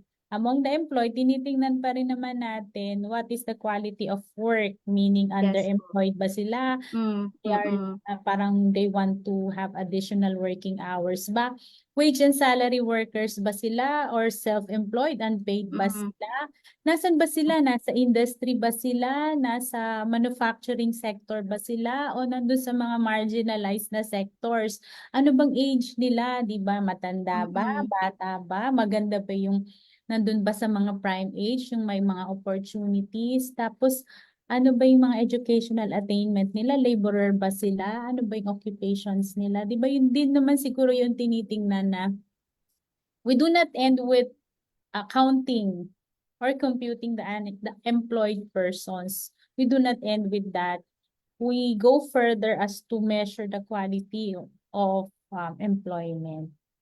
Yes, Tapos, Ma'am Grace. but siguro yun na lang din sa PSA kasi I guess naman siguro no, meron din sigurong mga efforts na rin ng PSA to have more advocacies and further dissemination on the 1 hour criterion. Yun kasi yung nagiging parang ano nila, contention nila na it should not guide policy. When in fact, it does not guide policy naman, the 1 hour work criterion. So, ayun lang. So, thank you for explaining. So, yung month-on-month na lang na at saka Ayun yung po, for the month-on-month po, somehow po comparable po siya. Yun nga po, lagi pong sinasabi ni NS na comparable siya. For example, for the October or sa October to December. Kasi comparable siya in terms dun sa national level lang mo siya maiko-compare, not on the regional. Kasi as I mentioned po kanina na kapag monthly rounds, we're in between the quarterly rounds, hanggang national level lang po yung ating disaggregation doon. And then in terms dun sa quarterly naman, up to the regional level. Pero comparable naman po siya in terms dun sa kanyang statistics. Wherein kapag po naglalabas kami for the quarterly, so ang comparison po namin dyan is on the quarter on quarter and then the year on year. Then for the month on month, yung sa year, compared siya sa last year na same month and then the Same previous month. month. Pero Sige, comparable may naman. second round pa ako mamaya pero mas controversial. So later na lang siguro I'm giving others the opportunity to ask. Sige po, thank you po. Thank you. Thank you, DED Grace, for your questions. We also have another question po from Miss Marla Asis from Facebook Live.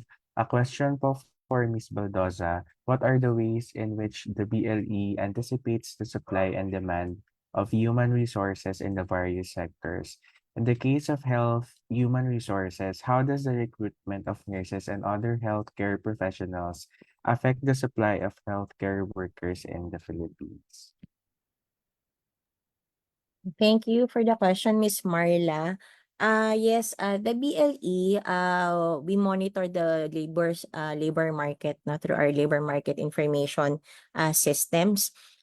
We do have, from the DOLE's end, we do have our administrative data being captured by our public employment service offices, as well as our PhilJobNet, our job portal. So as you know po, yung mga available job vacancies, as well as the supply side from our graduates, this is being captured also by our regional level. We do have our regional jobs and labor market forecast. So yan po, we do, the method is apart from data gathering, desk research, we do consultations with the different stakeholders, including the academe, the industry, even the labor groups, and other civil society organizations. And then we also partner po with our development partners. We are proposing a review of the methodology of the employment forecasting of the DOLE. And this undertaking is done in partnership with the ILO, International Labor Organization. We are forging the contract lang po with the LMI expert that we got through the ILO, and we will already start the review of this methodology. So what we aim is that more sustainable po yung maging forecast, because previously the DOLE has undertaken the projections model for employment forecasting.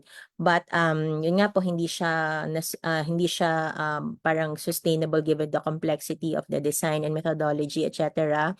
Also considering other different factors. But now we are revisiting that para yung ating jobs and labor market forecast ay maging mas adaptable to the needs of time, kumbaga, sabihin po natin. Because as you know, naging mas fragile, naging mas, yun nga, VUCA world, no, yung ating labor market, even mostly affected by the pandemic, plus the acceleration of digital technologies adoption. So, isang aspeto po yan na tinitingnan natin. We also, of course, reach out to our different partners in the government.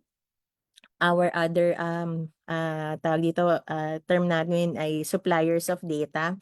Of course, we have the PSA, we have the TESDA, PRC, CHEDEP-ED, etc. Ito po yung mga commonly kinukuhanan natin ng labor market information. Plus, we also reach out to different private partners. As mentioned kanina, yung pong JobStreet, no, is also a main source of LMI. We also conduct joint research studies with them to monitor this. So yun naman pong aspect of recruitment of nurses, we have actually partnered with the DOH and PRC this year, no. Yung in-undertake po namin is ideally during the PNLE or the Philippine National Nurses Licensure Examination, oath taking, joint forces po kami na yung mga new professionals po natin ay ma-encourage natin na mag-register sa ating PhilJobNet, at gayon din po on the other side, ang DOH, in-encourage nga lahat ng DOH facilities to also publish their vacancies through the PhilJobNet.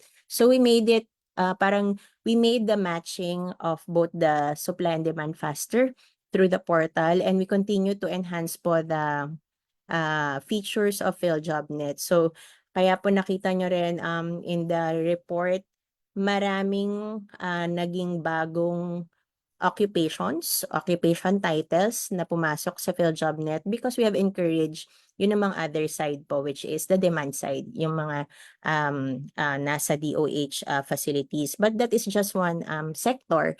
We continue po to reach out to the different sectors, to different umbrella associations of employer groups and industries to further make the job vacancies available at PhilJobNet more diverse, considering also the need of our the need of our job seekers. Plus, yun po, meron pa tayong mga ibang employment facilitation services that we also offer through our regional and field offices. Plus, of course, our partner is the PESOS, the Public Employment Service Offices po at the local level. So, kung may concerns po tayo in terms of whether it's employment job search assistance or even LMI, we also build the capacity of our regional and local implementers para po ma-assist po kayo diyan. So otherwise, you can directly reach out po to the Bureau of Local Employment if you need more detailed information po on this aspect. Salamat po. Thank you, Ma'am Grace, for your response. So, do we have any other questions po sa ating mga speakers? Ayan, from Dollar Region 9, Sir Christian Bale Macaso. Good day po, mention po kanina ang NEET. Do we have data po ba on NEET down to regional level? Or kasama po ba sa quarterly LFS release ang data on NEET down to regional level? Question po is for Ma'am Madeline Eustaquio. Sige po, Ma'am Madeline. Yes po, yung need po natin are not in education or not in education, school, or training. So ito po ay available quarterly. As I mentioned po, pag quarterly po, ang disaggregation po natin is up to the national and regional level. So during press con po, kapag quarterly po yung aming nire-release, so kasama po sa presentation namin about the NEET and the knee indicators po. So yun po, upon requesting po, pwede po kayong mag-request address po sa PSA to give you the trends for the series po ng NEET. Kasi although nandun po siya sa aming ni-release na statistical tables, so available po ito quarterly and at the regional level. Thank you po. Thank you, Ma'am Madeline. We also have another question po from Dole Car Apayao. I believe this is for Miss Madeline as well. Ma'am, is it possible for us to obtain data or statistics that categorize employed persons into short-term and long-term employment? By doing so, we could assess the government's efforts in implementing specific interventions to generate employment through various programs and services. This could also help evaluate how partnerships with private sectors contribute to long-term employment creation. Can we have it?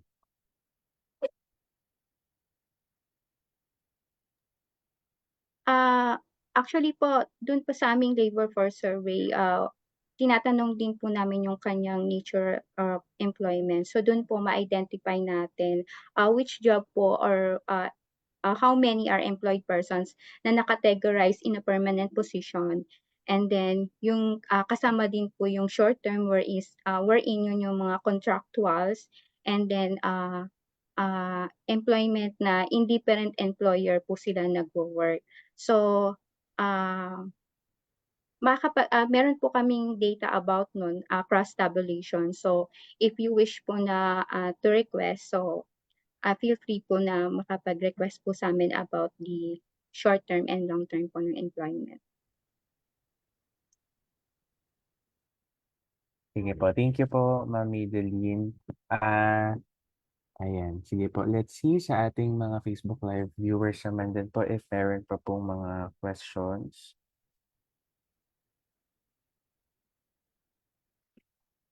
Sa mga gusto pong magtanong, you may also raise your hand sa ating Zoom attendees para ma-recognize po namin kayo if you want to unmute your microphone.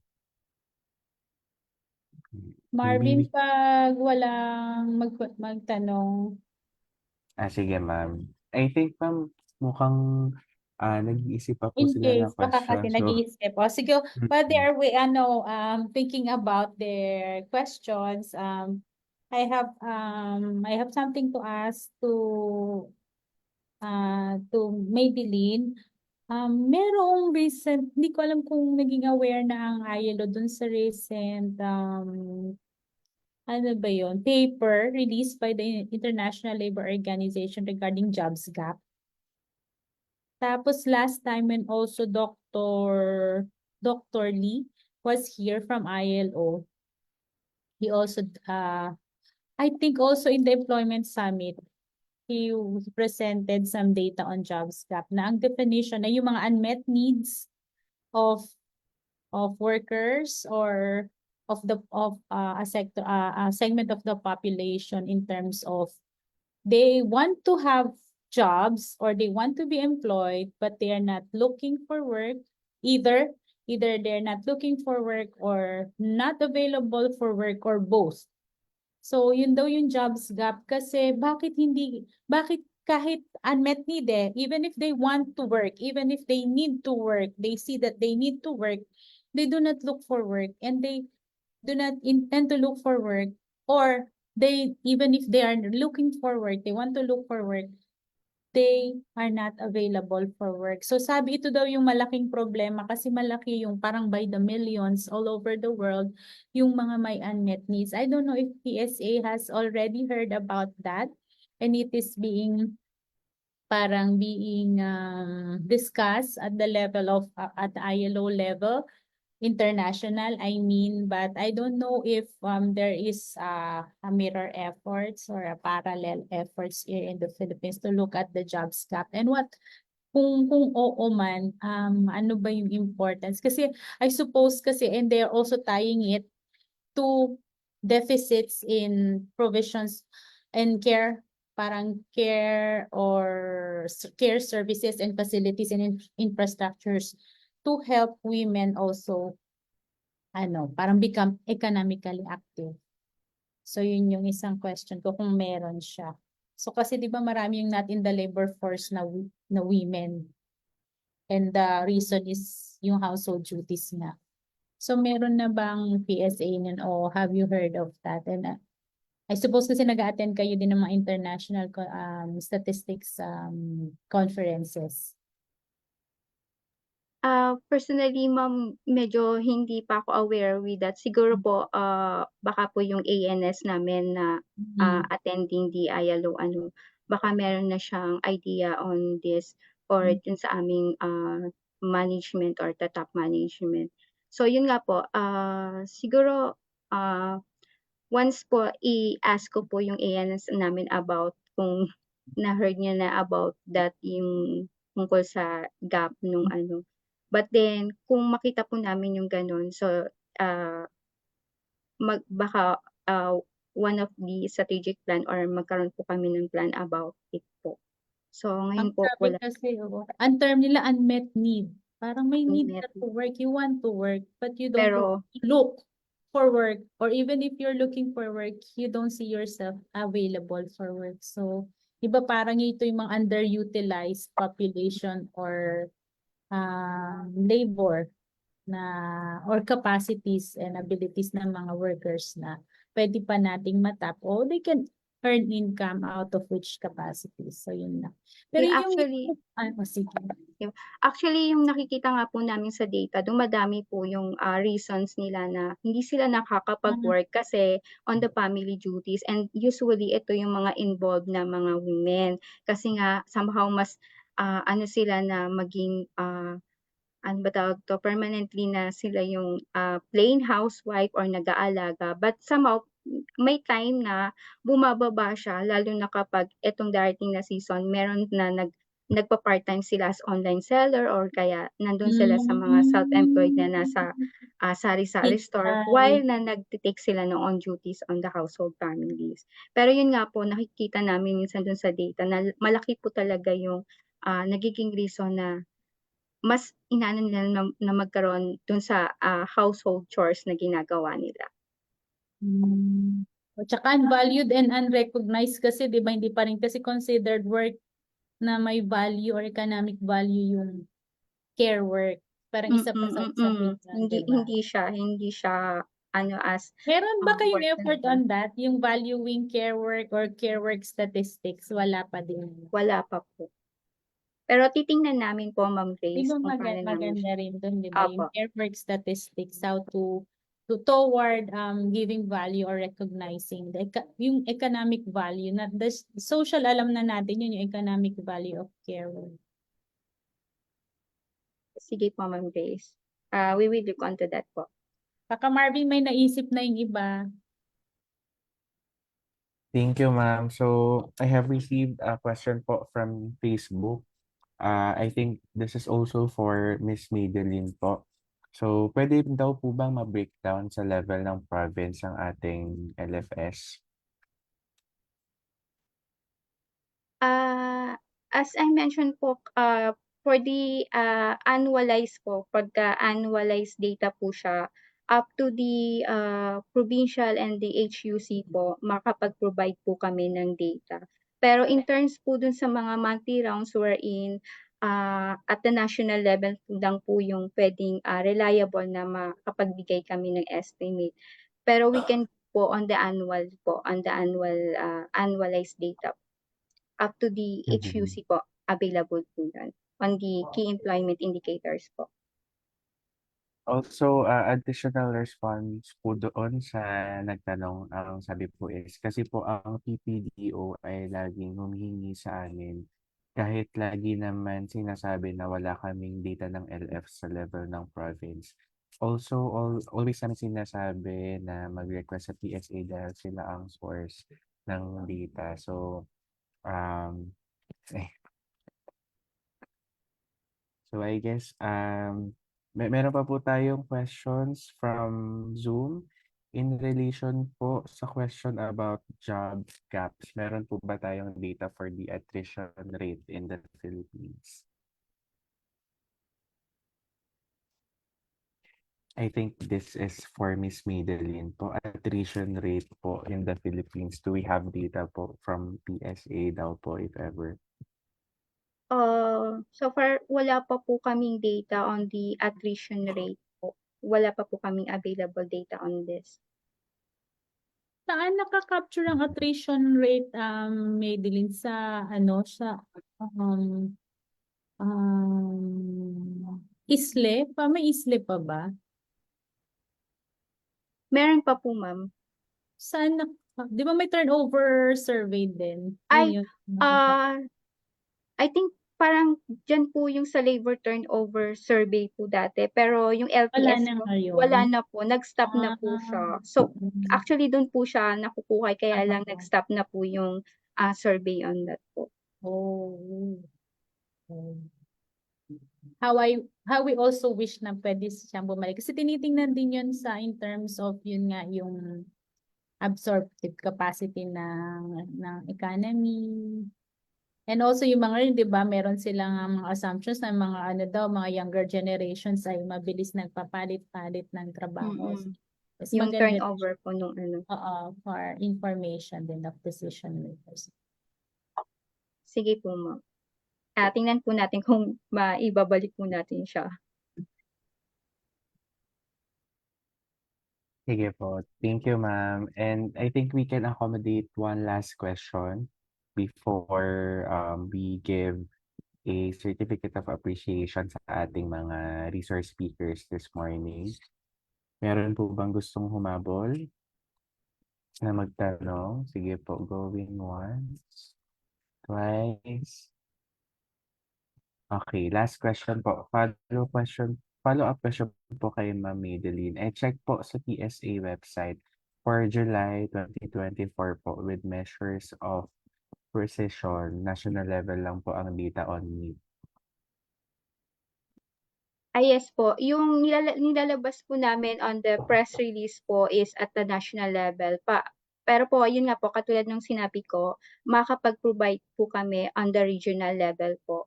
Pwede po siyang i-data request sa amin through dun po sa aming website, sa KMCD po for the request for the regional level po. Available po yan sa amin.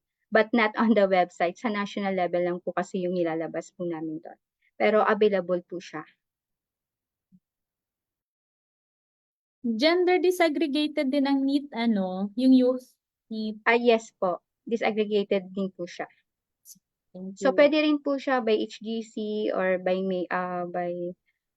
sa iba pong tabulation po na indicator. Yung mga demographic profile nila. Yes po. Basta i-request lang po sa amin kung ano po yung special tabulation na ibibigay po namin. Pero yun nga po, minsan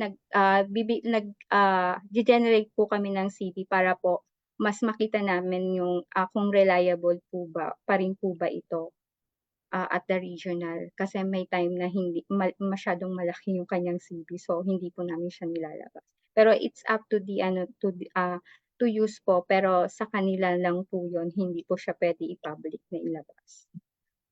Ay, may last na lang pala akong question is just a matter of how to interpret statistics. Kasi minsan pag nagre-release ang ano ng PUF tapos naging special tabulation, so yung mga rounding off niya medyo malaki. Malaki by the hundreds or thousands. So parang isipin namin, parang paano kaya siya ni-round off? Pagko-computein namin yung halimbawa yung percentage like 50, 59, and 41. Pero pagko-computein namin ng sarili namin, iba. Like magiging 43 and 57, ganon. So pero ang susundin talaga namin yung PSA. Tama ba? Na yung computation yun na kahit off siya doon sa sarili naming computation in terms of yung pagkuha ng rate as to level, as to percentage distribution, gano'n. Opo. Oo. Bali ano po, sa sa levels po up to two de 2 decimals.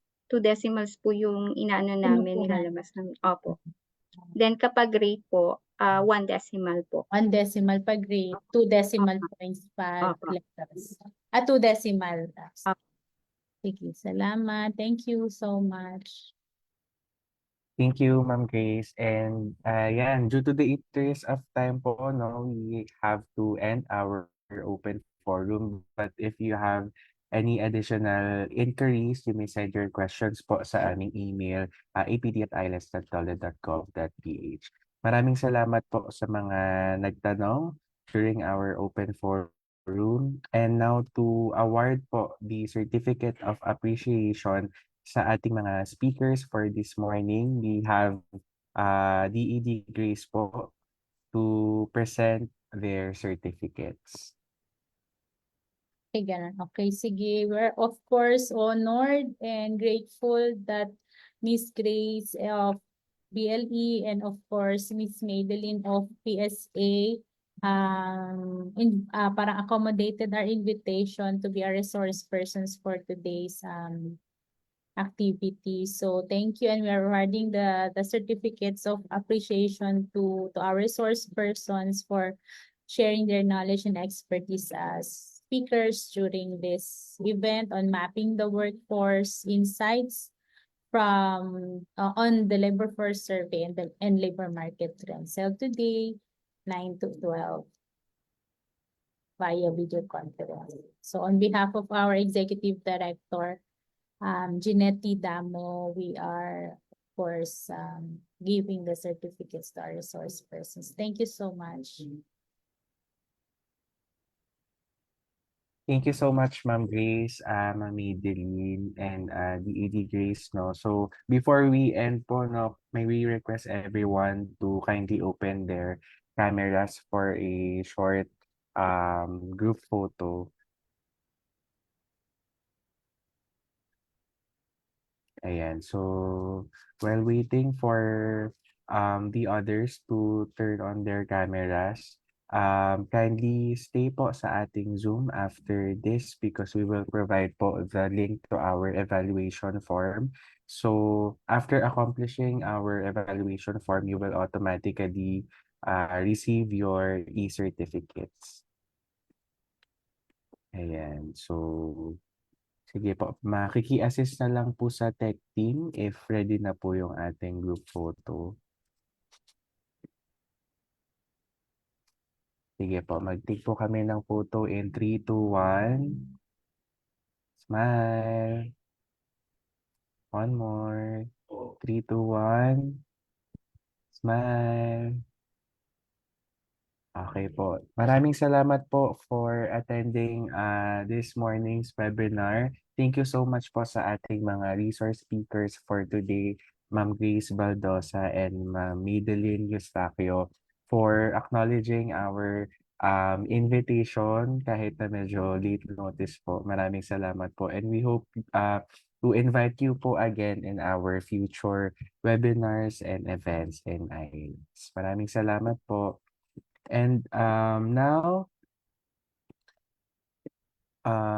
we will present po, no, we will show you the link to the evaluation form. So kindly scan the QR code po flashed on the screen, or you may also go to the link provided in our Zoom chat to access our event evaluation form or customer satisfaction survey form.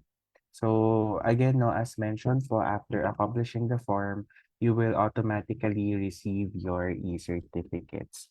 So we suggest po, no, to kindly take a screenshot of the QR code para po after this webinar, kapag mag-close po ang ating Zoom, meron pa rin po kayong copy if ever. So our tech team po will send the link to our Zoom chat para po mas madali nating ma-access. And again, sa ating mga Facebook Live viewers, you may also accomplish our event evaluation form para maka-receive din po kayo ng certificates. Okay. So, if meron na pong copy lahat ng ating link sa ating event evaluation form, thank you po again for attending our webinar for this morning titled Mapping the Workforce Insights on Labor Force Surveys and Labor Market Trends. So, if you have any further questions or clarifications on our event, or if you want na makipag-partner po sa Institute for your future events, you may contact us sa aming email at apd@ils.gov.ph, or you may also go to our website at ils.dole.gov.ph. So again, maraming salamat po, and ayan. So if sa mga hindi po nakaabot no sa ating webinar, you may catch the replay of the webinar sa aming ILS Facebook page, and also yung mga previously conducted webinars po namin, you may access the replay of the webinar sa aming Facebook page. So again, maraming salamat po, and enjoy the rest of your day po. Thank you so much.